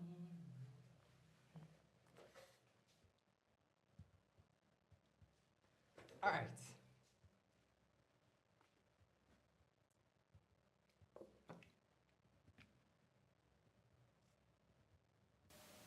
All right, so I'll just quickly see your questions in the comments, and then we shall get back straight into our discussion. Okay. What happened? My camera went off. Oh, introducing my new friend though. So we have this guy here. I'm also trying to teach him how to trade, so we should be all together. Okay, please repeat the concept. Come on, you'll just have to watch the lesson, bro. It's much more easier. Okay, you could just rewatch the lesson. Please, oh yes, please like the video, okay? Please just like the video. I mean, this is free. Bro, I want you guys to, by the way, understand no one does this. People that do these free sessions charge. I follow some trader and he was charging like $3,000 for such a bootcamp. But I'm entirely doing this for free. For free, okay? It's because of love. It's because of... I totally understand your situation, guys, in some way, because we share something, honestly. I know why you guys are. I know you really want to make it so badly, and that's why we are here. What's the meaning of CPI? We shall discuss that in fundamental. Should actually be tomorrow. We shall discuss that, okay? Sure. Okay, more questions. Okay, advice for prop firms. I think we should also discuss prop firms. Okay, so I'll add that in the discussion. I can't see the video of day 5. Come on, just go over there, you'll see it. How do I join your mentorship? Let me see, just down in the description. We have 2 links, okay? The first one is for the broker, the recommended broker. Also, you can actually use that link for the fact that you attended the bootcamp. It's the best broker, recommended broker. Then the second link is the one-time mentorship. It's exclusive, okay? Can you please show up how you place your orders? All right, I'll do that. Oh, by the way, so when you're placing your orders, you can always use your trading platform. In such a scenario, it's MT5. Now, sorry, I think we didn't discuss how to link your broker to MT5 or MT4, but good thing is I had done a video, okay? I had done a video and it's on YouTube. Very easy on how to link the two. So honestly, just go over and check it out. Thank you for teaching us. Sure, I appreciate. How can we start? Just go ahead and click the link down, okay? Click the link down in the description. It's a second link. I could have shown it to you, but it's not possible since I'm streaming. Which app are you drawing the line with MT5? Oh, I didn't get that. But all these drawings or all these, you can actually get all these drawings in your MT5 or MT4 app, okay? Because they're used for technical analysis. So you can always find them in there. Or use TradingView, the free version. I'm currently on the free version. It actually has features. It's not that limiting. Okay, please show us your strategy. It's coming up on the 8th day, okay? So we shall be discussing that. Junior, thanks for the love. Okay, you are okay. After the bootcamp, I'll do a challenge of $7. Let's go. That's the stuff that we want to see. Sure. All right. Okay, let's get back straight into it, okay? So let's get straight back into it. So someone is asking, how do you make multiple entries, okay? Is it?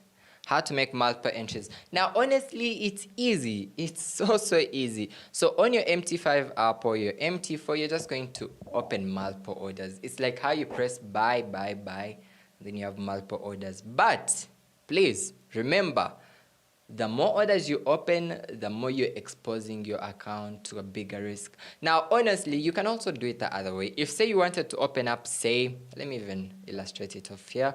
So if, say, you wanted to open up, say, 0.1 lot, okay? You could decide and open up, say, 10 positions.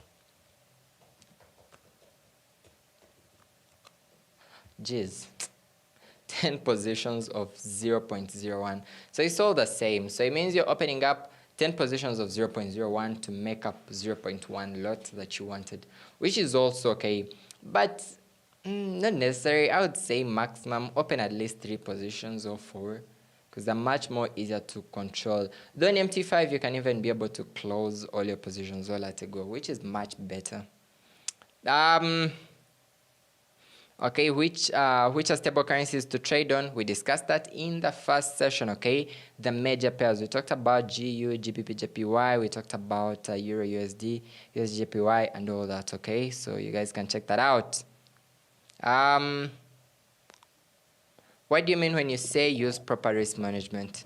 Oh, we are going to discuss that. But proper risk management is you opening up positions that your trading account can handle, but also helping you manage your money and your capital. You don't want to be the trader who gambles, okay? Because gambling is now you risking it all because you want to make a lot of money, then account gone. Next day you have to deposit. Literally the worst thing. How about the candlestick Bible? Please, I'm going to talk to my team and we shall send it through the email, okay? If you're not in, you could actually go over to join.forexbullsacademy.com, or I'll actually send the link on the Telegram. Then by tomorrow, we should be able to send the book out, or even today evening. I'm going to communicate and then we'll do that. How to link MT5 to the broker. I did a video about that, so I'll just attach it to this video. All right, so basically, those are the things that you need to really consider, okay? Quick recap. We said you won't take your trades when the price is already in a push phase. When you're doing that, you also bring in what we call fear of missing out. You don't want to miss out on a trade, so most enough what happens when you're in that trade, and then it's going to reverse, and boom, you're done, literally. So you need to wait out for those key levels, okay? Then also, I didn't mention this, but the more the practice, the better. If you really want to become the best trader, please do as much practice as possible. You could rewatch this tutorial as many not a tutorial, this is a live session with you guys, okay? You could rewatch this live session as many times as possible. Also watch some of my videos. I've done a bunch of them. I've done the best, trust me. But at the end of the day, the more the practice, then the better, okay? If you're practicing, you're going to beat the majority of, other traders. Consistency is also going to be a very important key aspect to your trading. But today, we are going to be unveiling a trading strategy. A trading strategy is much more of a system that you use as a trader to get trades and, most importantly, to make money. And then there's something very important that we must all understand. So each trading strategy has an edge, okay? An edge is much more of like, say, when am I supposed to take this trade? Or what must I look out for if I want to make money or win on a trade, okay? So that's much more of an edge. So each trading strategy must have an edge, and it's your duty as a trader to have that edge, okay? You need to understand when you're supposed to make money, when you're supposed to enter trade, and when you're not supposed to, okay? So just go ahead and write down a few things here that we must consider. So first things first, okay, find your edge, okay? The number 2 is you must find the win rate, okay? So win rate. Now, what's a win rate? So a win rate is much more of like, if say you took 10 trades, right? How many trades are you going to win and how many trades are you going to lose, okay? And this is very, very important because there is nothing as a 100% winning strategy. Now, I know with your journey to learning and trading, you're going to come across, many traders saying, oh, this is a 100% winning trading strategy. But look, it doesn't exist. It doesn't exist. So it's up to you as a trader to understand that, okay, this strategy has, say, an 80% win rate or a 50% win rate. So I'll just quickly illustrate how this looks. So basically with the win rate, okay, so this is what happens. So if, say, you took, say, 10 trades, so say you took 10 trades, okay, and say you lose, let's start with win. Say you win 5 trades, 5 trades and lost 5, okay? This means your trading strategy has a 50%. So that means your trading strategy has a 50% win rate, okay? You guys understand?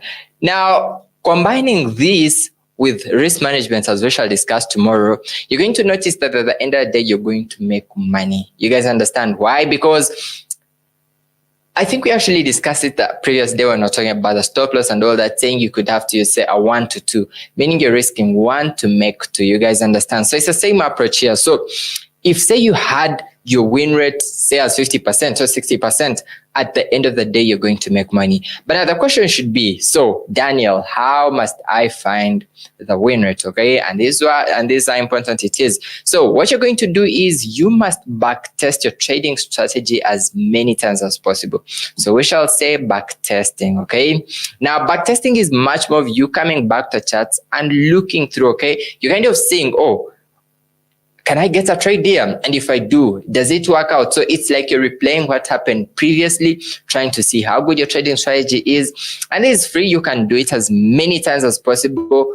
Most importantly, I would recommend say over the weekends, because over the weekends you kind of have a lot of time as a trader, so you can just come down and do a bit of the back testing. You guys understand? So firstly, we have said your age, okay? Secondly, we have talked about your win rate. Then thirdly, okay, this is also important. Number 3 is you must have your entry and exit points, okay? Your strategy must have a point where, okay, this is when I'm supposed to take a trade, or this is when I'm supposed to enter trade, and this is when I'm supposed to exit a trade. Please don't be that trader who is just going to come, Daniel says you must have a trading strategy, so just make an entry. Nope. And as we are going to discuss, I'll show you on what I personally look out for and how I get to fix all that, okay? So you must have an entry and then an exit. Then lastly, we can also just add your stop loss. Number 4, you must have your stop loss areas and take profit, okay? Again, as we discussed this yesterday, we said for risk management, you must have a stop loss and a take profit on your trades, okay? Please get the questions through. If you have any questions, we shall get to cover those at the end.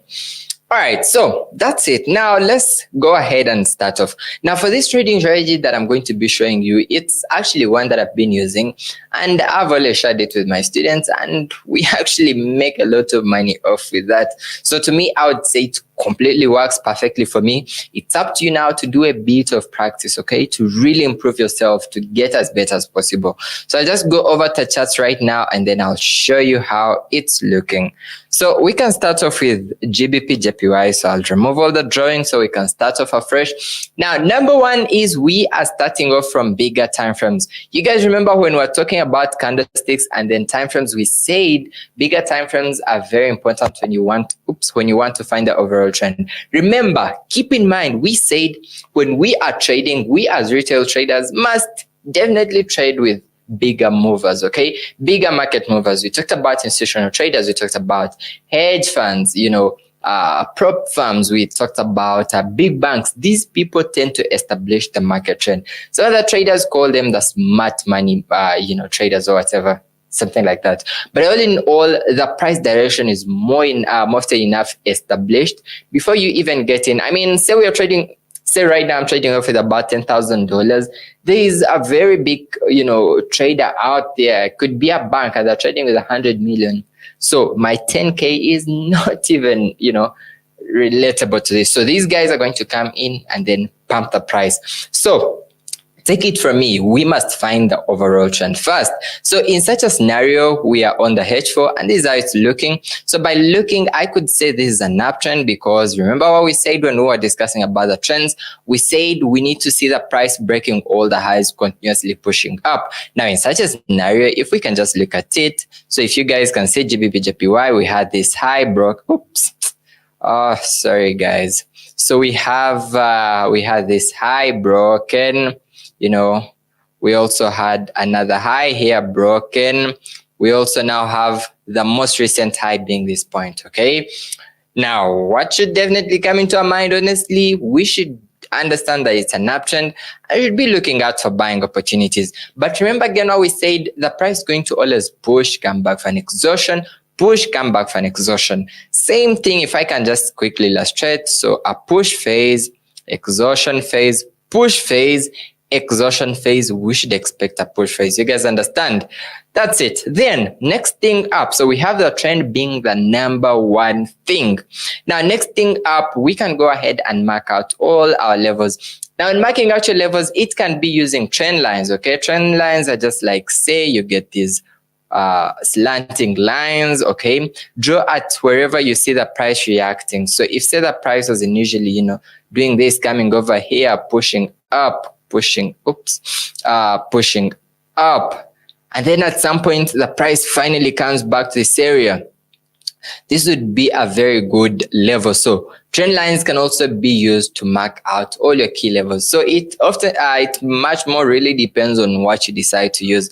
But in such an example, we could even use, we shall use lines or rectangles. So if I drag this guy here and draw out a level here. Now, why am I drawing out a level here? Because this is the most recent high. Remember, we said if it's an uptrend, the price must keep breaking all those highs. You guys understand? So it's the same thing that we are looking out here. So we can see this is the most recent high. And what should we expect? Maybe, since the price is pushing to the upside, we'd expect the price to push above here, break above, and then push, which is okay. Then we can also draw one level right around here.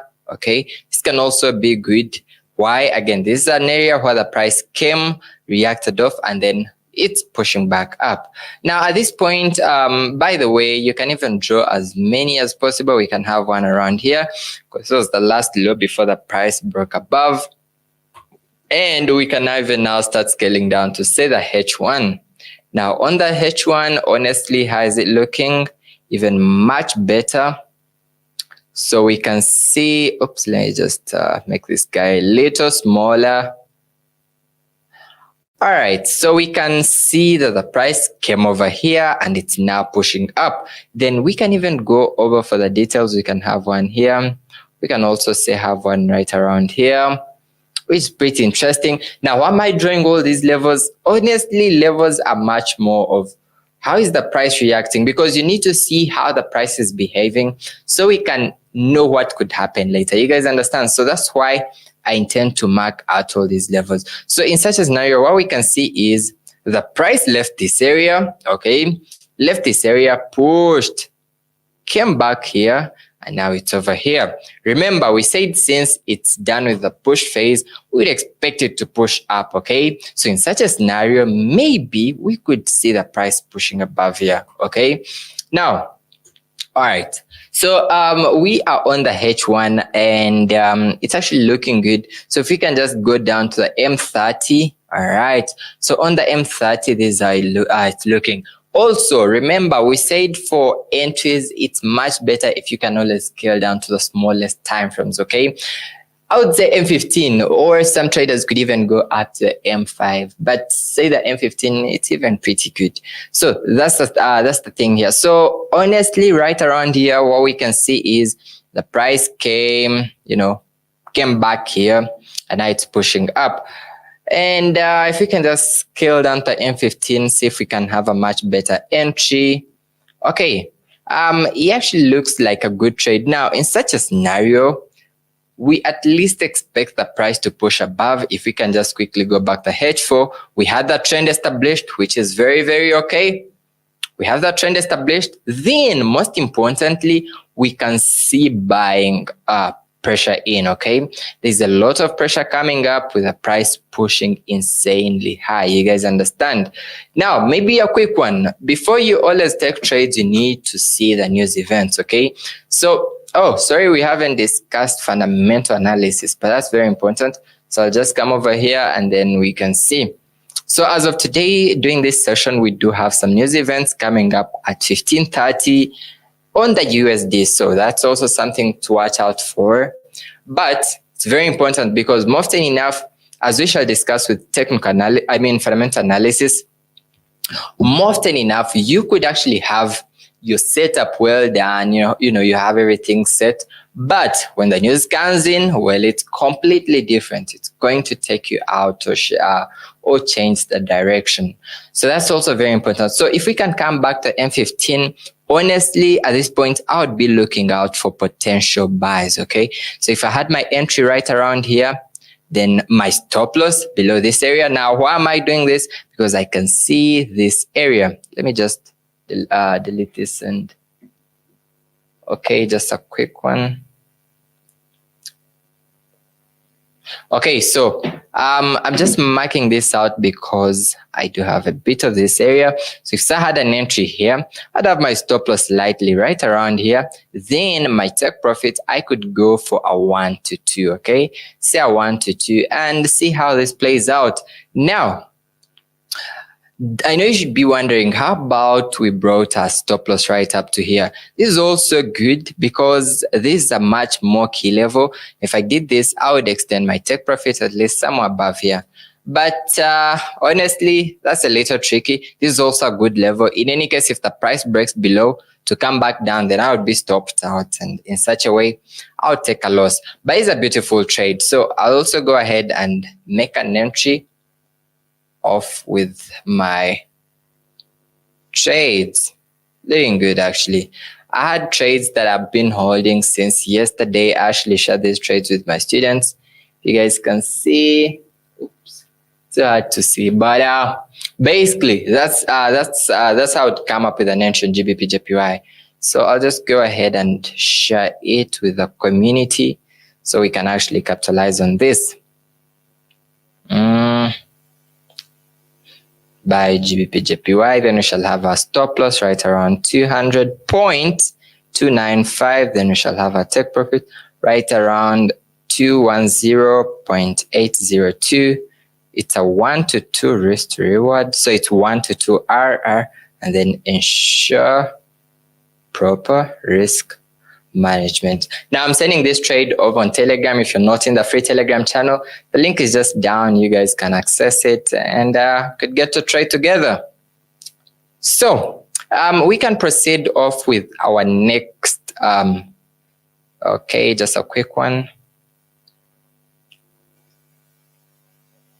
Okay,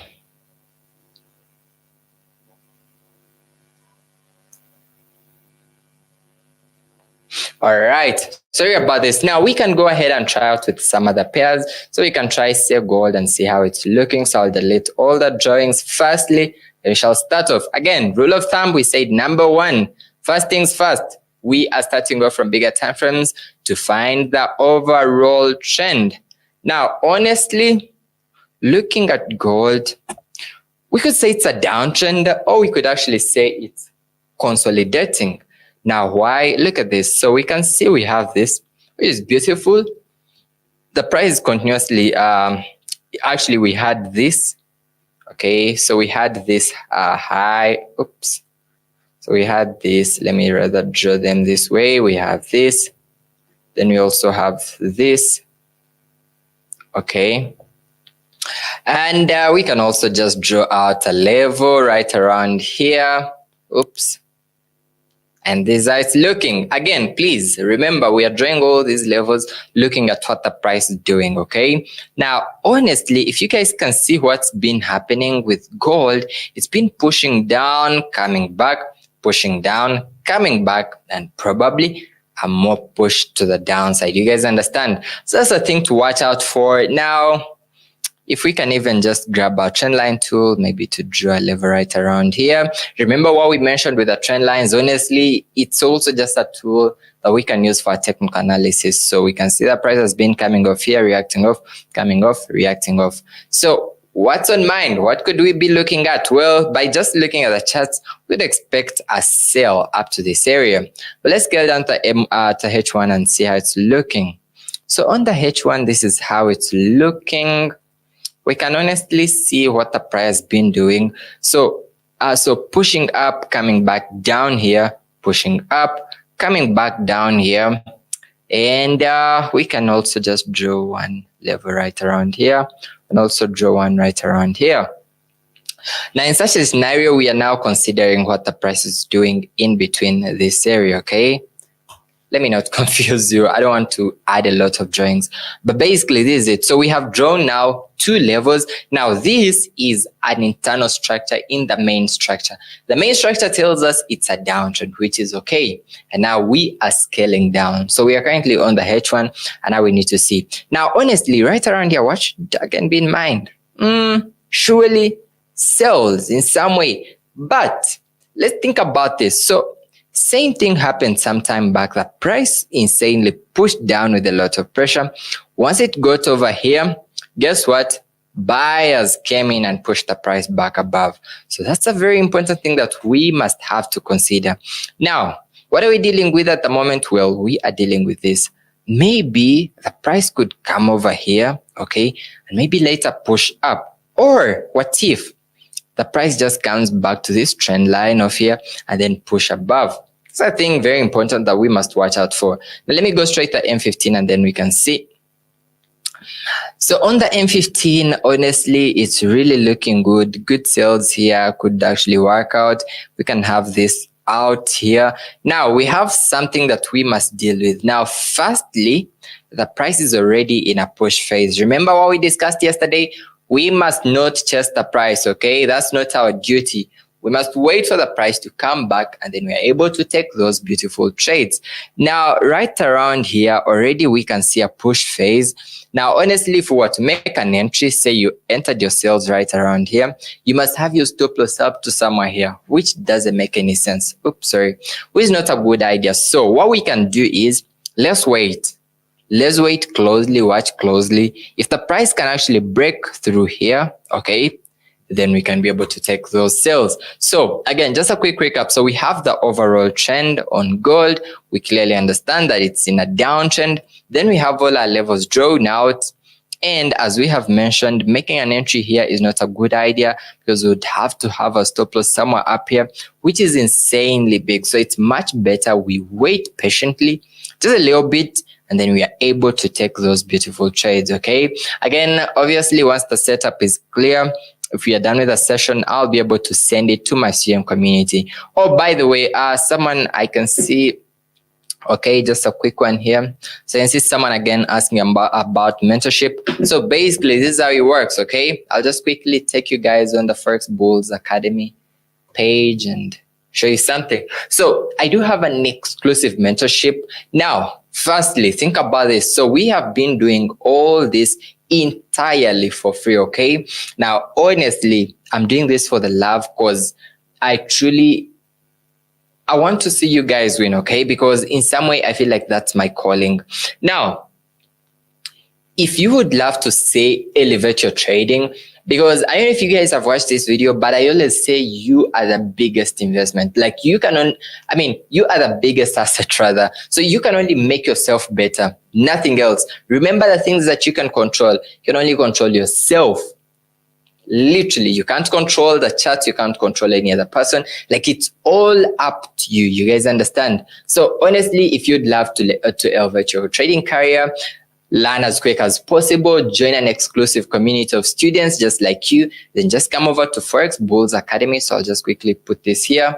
Okay. So once you come over to the website, so it's Forex Bulls Academy, like that and all that, you're going to just come over here. Now, here's the best deal about this. You actually get a refund if at any point you never make money in the first 2 months. I put that as a guarantee because honestly, boys and girls inside the academy are making money, okay? So it's now my duty to at least be there and say, oh, Trader A has enrolled and we must help this person make money. So it's a community of about 700 people now with about 6 mentors in, and you could actually be the next trader inside. So I'll put the link down. It's actually the first link. So you can go ahead, join, and we're taking in 1 person per day. It's limited. So maybe it could be a ton. All right, now let's go back to our charts and see. So honestly, gold should actually be looking good. Now, if you are an aggressive trader, you'd make an entry here for sales, but I wouldn't recommend that. So we can actually go over to one more pair. Let's actually see how GBP JPY is playing out. So this is how it's looking, but we should actually watch out for that. Now, let me actually discuss one thing before we go to the next pair. So whenever you're making money, okay, remember you have your stop loss set. So, remember you set your stop loss. Now, at some point, you could actually be in profit, okay? So we shall assume that you use, say, a 1 to 2 risk to reward, okay? Meaning you're risking 1 to make 2. You guys understand? Now, at some point, you have actually made money and it's time to, say, secure off some profit. So we have what we call extending your stop loss, to break even, okay? So what happens here is you're going to drag your stop loss, okay?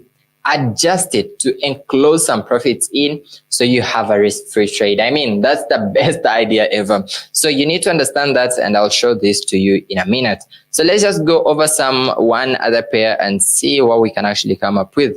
So we can look at Euro JPY. Honestly, looks good. Euro JPY has slightly much more of a similar move, just as GBP JPY. So okay, let's start off. If we can just look at the charts, we know the trend is to the upside. The trend has been to the upside, only that we can have a level right around here. We can also have a level right around here. Now, am I drawing this? Remember, why am I drawing this? Remember, we said we are drawing the most recent high, okay, this being the level, and then the most recent low. Then I even see something interesting.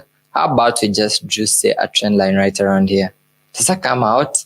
Then it actually looks good. Okay, why? Well, I see the price came over here, bounced off, came over here, bounced off. Maybe yes, maybe not. It will later bounce off, but it's just a thing to look out for. So we have the trend, then we also have our levels drawn out. I can even emphasize them by using this bad boy and go over to H1. All right, looking good. Now we can actually use this to fast study and see what was happening. So every time the price came over to this trend line, guess what happens? Later pushes down. Every time the price comes back to this trend line, later pushes down. Now at this point, we honestly can't be sure, okay? Because this has been happening. It's a lot of momentum. The price is actually pushing insanely, but then all of a sudden, guess what trend line? Pushes down. Maybe push to the upside, maybe could come back down. But let's not be the ones to judge. All we have to wait for is now to see the price do its thing. So we can even go down to the M15 and see. So what we can actually wait for is, let's see if the price breaks the trend line, well and good. Then we should expect a retest and then a push to the upside, or the price could finally push down. Let me actually show you something. So here's what happens. So in any case, whenever you have your levels, the price could come over to this area, okay? Now, in some way, it could react off and come back down, but, okay, let me just keep this. So this is the first scenario. Then the second scenario is the price could actually come over to this area, breaks through it. Now, please don't quickly take a trade because the price has broken a level. Oh, we need to take that. Nope. Here's what you should expect. The price must come back to that area to retest and then finally push to the upside. Let me just make this red so we can understand. You guys understand? So, two scenarios. Either the level is going to be respected, which is a thing, or it's going to be broken. But whenever it's broken, we must wait for a retest and then we are able to take that beautiful trade. You guys understand? So that's a very easy concept. So it's the same thing that we could have to wait out for on Euro JPY. Maybe could later push down, but that's up to us to now watch out for. Now, again, you guys can see that I'm bringing in a lot of waiting. And at some point, trading is much about patience. Now, I don't want to promise you and say, oh, look, guys, you know, okay, let me just, all right, perfect. Now, I don't want to promise you guys and say, oh, if, you know, no patience and no, please, you could have the best strategy, but you need to wait. You need to stay patient. You need to, you know, wait for your setup to play out. And once it's good, then you're better. Remember again what we discussed earlier on when we were starting, having an edge as a trader. If you can't wait, then more often enough, you're even disobeying your rules. And does that make any sense? Well, more often enough, not. I mean, think about it. You could take a loss carelessly because you are panicking, and that's not a good idea. So, patience is part of the game, and you must learn it from me and from today, because if not, then you're going to learn it from the experiences. Okay, so I'll just quickly go through some of your questions right out here, and then we shall see. Okay, and please let me know if you guys are truly enjoying the session. I mean, just go ahead and smash the like button, which is free. I mean, that's easy stuff. So I'll just go over and see some of your questions. All right. Okay. So someone asking, so does this strategy work for all currencies? Well, surely it does. Okay. So it does because, look, it's the same trends over and over. Okay. The price moves in the same ways. whether it's on gold, whether it's on Euro JPY, it's the same approach. So you need to push up or down or consolidate. So it's your duty to now watch out for those levels, and then you're able to play along with them, okay? One thing that I didn't mention, please remember, as a beginner, okay, you must focus on a few trading pairs. I don't want you guys to have a bunch of currency pairs on your list because, oh, please, no. Keep your watch list as small as possible. Remember when we were starting, we said we can easily focus on major pairs because they're the most traded and slightly easier to analyze as compared to these other pairs. So think about GBP USD, GBP JPY. Now, sorry, I have a lot here, but about GBP USD, Euro USD, GBP JPY, and would say USD JPY. It's also good. So put much more focus on those and then see how they do play out, okay? And basically, that's it. Remember, again, one last thing that I want to mention, okay? The more the practice, then the better. There is no shortcuts. I don't want to tell you guys, oh, look, you could actually, be better by just watching this. No. At some point, you need to go practice what you learn. And the more the practice, and the better. I mean, think about it. Imagine you're practicing every day. You're going to get better, way better. And that's how I'm able to make all the money. So making $4,000 in a day, it doesn't come by luck. Nah. I've actually mastered this to a point where I know this is my age and this is when I'm supposed to take a trade and this is when I'm supposed to wait and this is when I'm supposed to share this trade with my students, and then we're able to capitalize on that. You guys understand? So bootcamp day 8, risk management, okay? Very important part of trading. So we have 3 sections in trading that are going to really be so major in your trading career. So number 1, we have obviously your trading strategy, okay? We have your trading strategy. Number 2, we have risk management. Management. And then lastly, we have number 3 as trading psychology. Now, sorry, I don't know the spelling of trading psychology, but that's it, and you guys can get that. Or emotions in trading, okay? Now, the first 2, your trading strategy and then risk management, take up to 40%, okay? So take up to 40% each, taking up 20%. And then, okay, so 20% each. Oh my goodness, each. And then lastly, 60% for your psychology, okay? Well, now this means whether you have a very good trading strategy, but then you're bad off with risk management, I even wrote that wrongly, it's okay. Then, well, more often enough, you're not going to really make money, okay? Or if, say, you had the first 2 very okay, but then you're bad with your trading psychology, same thing again, you won't make money or you won't stay consistent, okay? So in some way, you must know all these, okay? So risk management is much more of like, we shall actually define it as the ability of you as the trader to control your trading capital, to control your risk, and lastly, manage your money, okay? In some way, when you're trading, we have 2 options, okay? So it's either buying or selling. Then on the other side, it's either making money or taking a loss, okay? So it's 2 options. That means you have a 50% in. So it's either buy, okay? So it's either we are buying or selling, okay? Then on the other side, okay, it's either a win, okay, or a loss, okay? So all in all, again, you notice we have a 50% win. Shall we call it a win rate or anything? So I know someone you should be wondering, okay, so how does someone fail to really make money yet you only have 2 options? Well, we are going to discuss that. So some traders tend to do what we call hedging. So hedging is you opening up 2 positions all at a go opposite. So for the first trade, you open, say, buy Euro USD. Then for the other trade, you say sell Euro USD. Well, it works for some traders, but I wouldn't recommend that. All in all, the good thing about all this is you have control, okay? You know how much you want to risk. You know how, like, it's all up to you. So you know how much you're going to risk, then you also know how much you intend to make in return. You guys understand? And this is where it all comes in. Okay, I noticed the screen is not that clear, but I'll have to zoom in. If you can't see everything clear, just go ahead and your sound is low. Come on.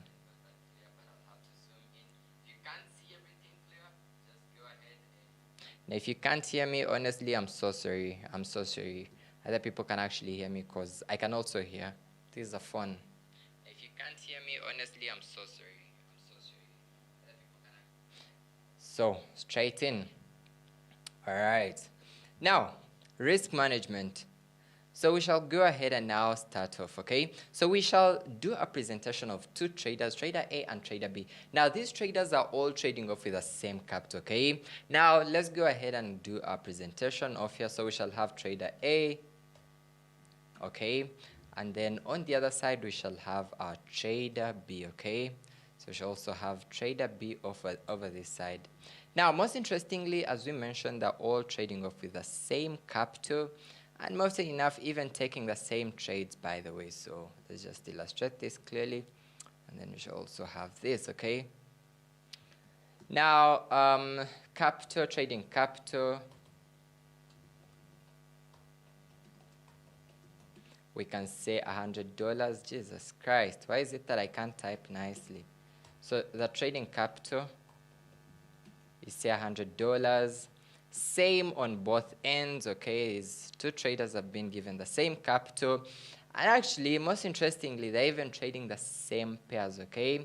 Even trading, say, same pair, okay? Now, what happens is, trader A wants to, flip up the account. So, trader A wants to flip the account, okay? So what happens is, well, he risks up the whole account because, he wants to really make up a lot of money. So I'm going to risk the $100 because I want to make 100. Of course, you doubled it already. Or I'm risking the $100 because I want to make 200. Then, well, trader B actually understands risk management, okay? On the other side, trader B understands,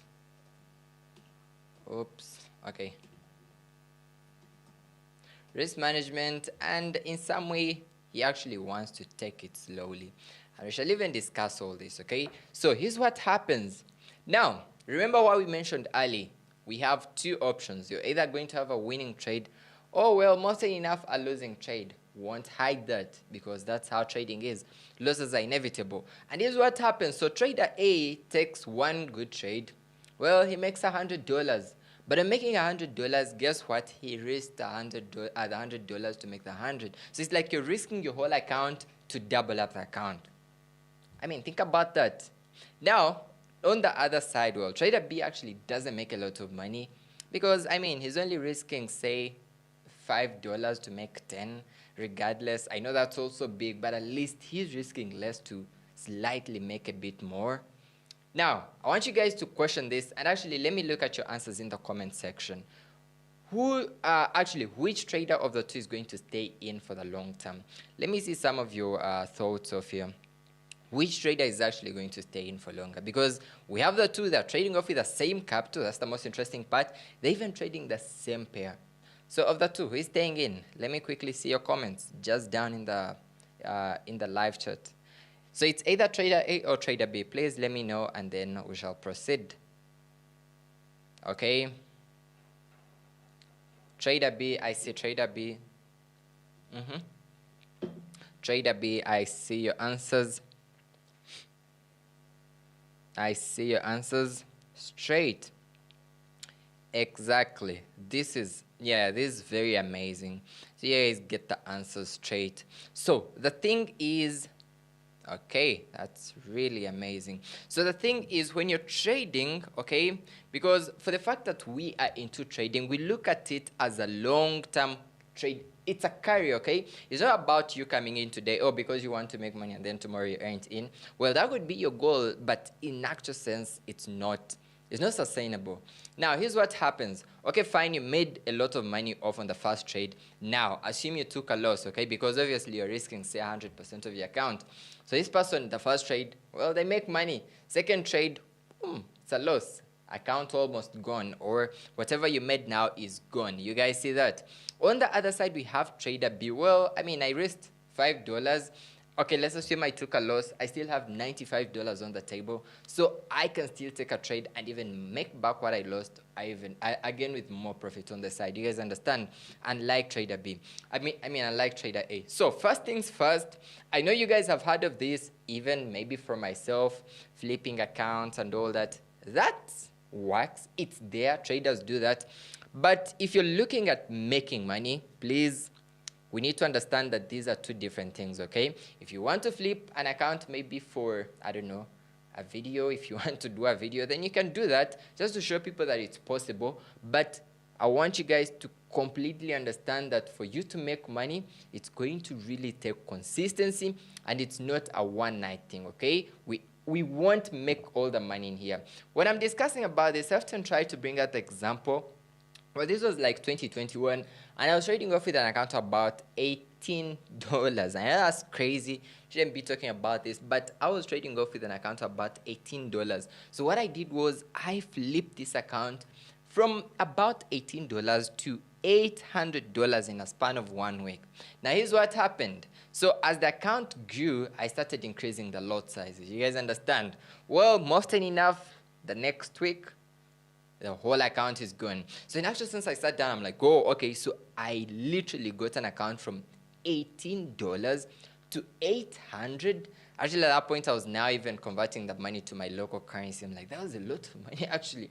But the account was gone. Why? Because I had that mindset of like, oh, since I did this, now I can actually grow this account to, actually, now my goals were changing. I've actually taken the account to 800, now to take the account to 3,000, then from 3K to 5K.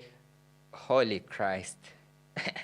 And the account was completely gone, okay? Now, what's the lesson from such an experience? Thing is, if you're looking at staying in consistently, well, it's either you're trading off with more capital because you want to make more money, or if you're trading off with less capital, then please trust the process. Understand that results won't come overnight. You won't double up your account in the first trade. Please, nope. And it's going to take a bit of time, okay? Now let's go ahead and do just a bit of presentation of here. So say we had 10 sample trades, okay? Say we had 10, okay, sample trades. I'll just make this red. And we have, say, okay, let me just go ahead and do this. So we have 5 losses and then 5 wins. Okay, this bad boy, we could just bring him here, okay? So from here, now we are going to assume that our trading strategy has a 50% win rate. Remember what we discussed yesterday? We said your trading strategy must have something fixed, okay? Your age, or again, your win rate on the other side. So say we take 5 losses. Then on the other side, we take 5 wins. I'll just stretch this guy here. So on the other side, we have 5 wins.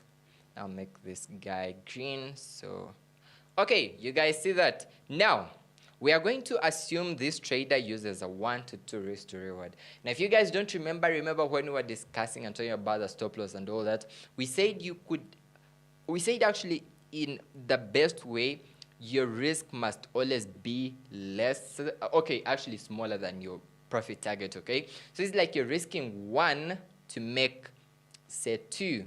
Or risking 1 to make, say, 3 or 5 or anything, okay? So we are going to illustrate in such an example and say this trader was actually using, say, a 1 to 2 risk to reward. So I'll just go ahead and write it over here. So say we were using a 1 to 2 risk to reward, okay?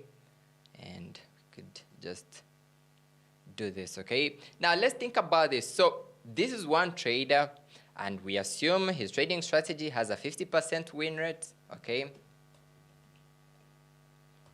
Okay. And here's what's happening. So I took 5 losses. Now remember, when I'm losing 1 R, okay? Remember what we said?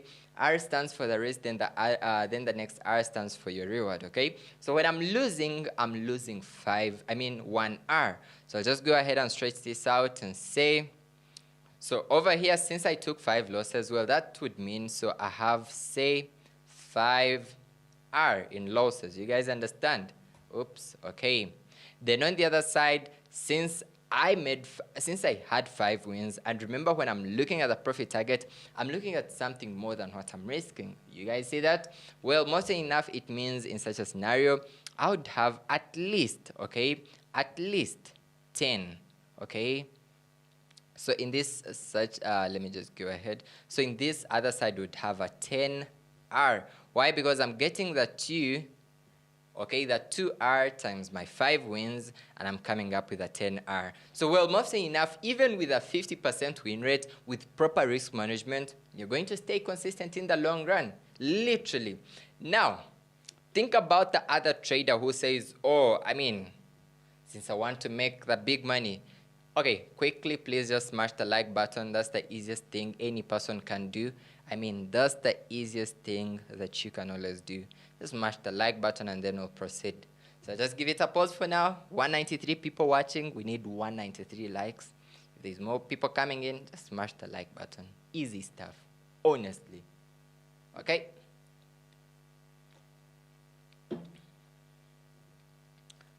Easy stuff. So I'll pause a bit and wait on you. I'll keep waiting on you.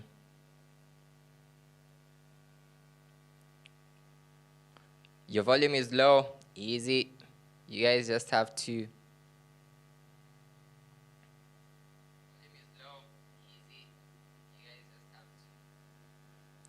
What devices are you guys using to watch this video or this session? Because I can honestly hear what I'm saying, and I'm using a phone, so that's the craziest part. I just have to scream, alright guys, so just kidding. I just have to just scream at the top of, alright guys, so today we are talking about risk management. But okay, we are still waiting on you guys to like. 199 people watching. Just smash the like button. Yeah, the volume is purely high. Just get yourself headphones straight in. Okay. I honestly have to wait for you. Won't proceed not until you have those likes in. Anyways, let's get back into our discussion. So, please take it from me that risk management completely plays a very, very big role with your success, okay? Now, I wanted to give you the other side of this trader. So we still have the same trader taking, say, 10 sample trades, but this trader actually, well, for them, they only want to make money, so they never look at the risk side of it. Oh, I want to make money, so I'll risk $100 to make 30. I know. Think about it. You've probably even done that, unless you're just starting off. So here's what happens, okay? Oops. So in any case, okay, in any scenario, please take it from me, losses are just unavoidable. Like, there is nothing as a 100% winning strategy where you're going to make money throughout. Nope, it's not. Now, it's up to you to understand that, okay, Daniel says this, and I must figure out on how to, go over it. That's the thing. So, now, which things or which futures in trading, should we call them futures or whatever, determine your risk management? So number one, shall talk about the leverage. Okay, these are things that you must really put much emphasis on. Let me just use small. Okay, so we have the hell. Then we have number 2 as your lot size. And then number 3, we have your stop loss and take profit levels. Take profit levels. I'll just go ahead and make these guys a little smaller. Then red to stand out. Okay, perfect. So these determine your risk. Actually, these are really so important when you're looking at the risk side of trading. Now let's start off with the leverage. You guys remember what we said in the first discussion? We said the leverage is much more of borrowed capital from the broker. Now if you're trading off, say with an account of, we shall start off say with an account of about $100, then with a leverage of say 1 to, let's say 1 to 1,000, okay? This means you have total trading power of 100,000, okay? Because you're getting your capital times the leverage, and then now you have this, okay? Now, this is double-sided, okay? It's in some way, oh, by the way, you guys remember what I said earlier. The other day, we mentioned that the higher the leverage, well, the higher the risk, okay? So if you really have a very huge leverage, in some way, it could actually work against you. Now, how is this? So more often enough, if, say, you're trading off with an account of $100, well, if you have a very high leverage on it, okay, just like this, actually, with some brokers, you could even be able to open up, say, you could actually be able to open up very bigger lot positions. You'd even open up, say, one lot or even two. Unlike if you substituted this, say, with a 1-to-1. Okay, now let's assume you're using a 1-to-1. Now, honestly, in such a scenario, it's now your real capital. It's just 1 by 1, so that's only $100. So only in here, you can only maybe open up 0.01 or anything like that, nothing more than that. Now, on this side, all you need to understand is how can I use the leverage to actually benefit me, okay, you as the trader, because in some way, as I mentioned, it could actually be against you. Now, thing is, it doesn't have to be so big and it doesn't have to be small, okay? I mean, too small rather. As we were discussing the other day, we said even in some countries, it's limited, I think, to like 1 to 20 or 200. I don't remember very well. But in some way, it doesn't have to be so big. So you could think of, say, 1 to 500. I know that could also be big. It just depends on your trading goals and whatever. But please understand that the bigger the leverage, then the more your account is exposed to a bigger risk. Again, if you're trading off with 100 with 1 to 1,000, you could be tempted to open up 2 lots. 2 lots, you could actually make $200 in a trade. But then if it's a loss, the account is wiped up in just 1 trade. So it's very important to look out at that. Then number 2, your lot sizes. Again, very important. The bigger the lot size, well, the bigger the profit or the bigger the loss. Now, how does this play out? Again, if you didn't watch that lesson, please go back. I think it's the lesson on keywords and stuff used in trading and all that. Just go back to that session and then you'll understand how the lot size is used and all that. But let me give you an example of an account of $100. So let's start off with the lowest, okay? $100 and lower. Honestly, 0.01 should be the lot size for you. Don't go over 0.01, like the smallest, because, well, that means you could actually make up to, say, $3, $5.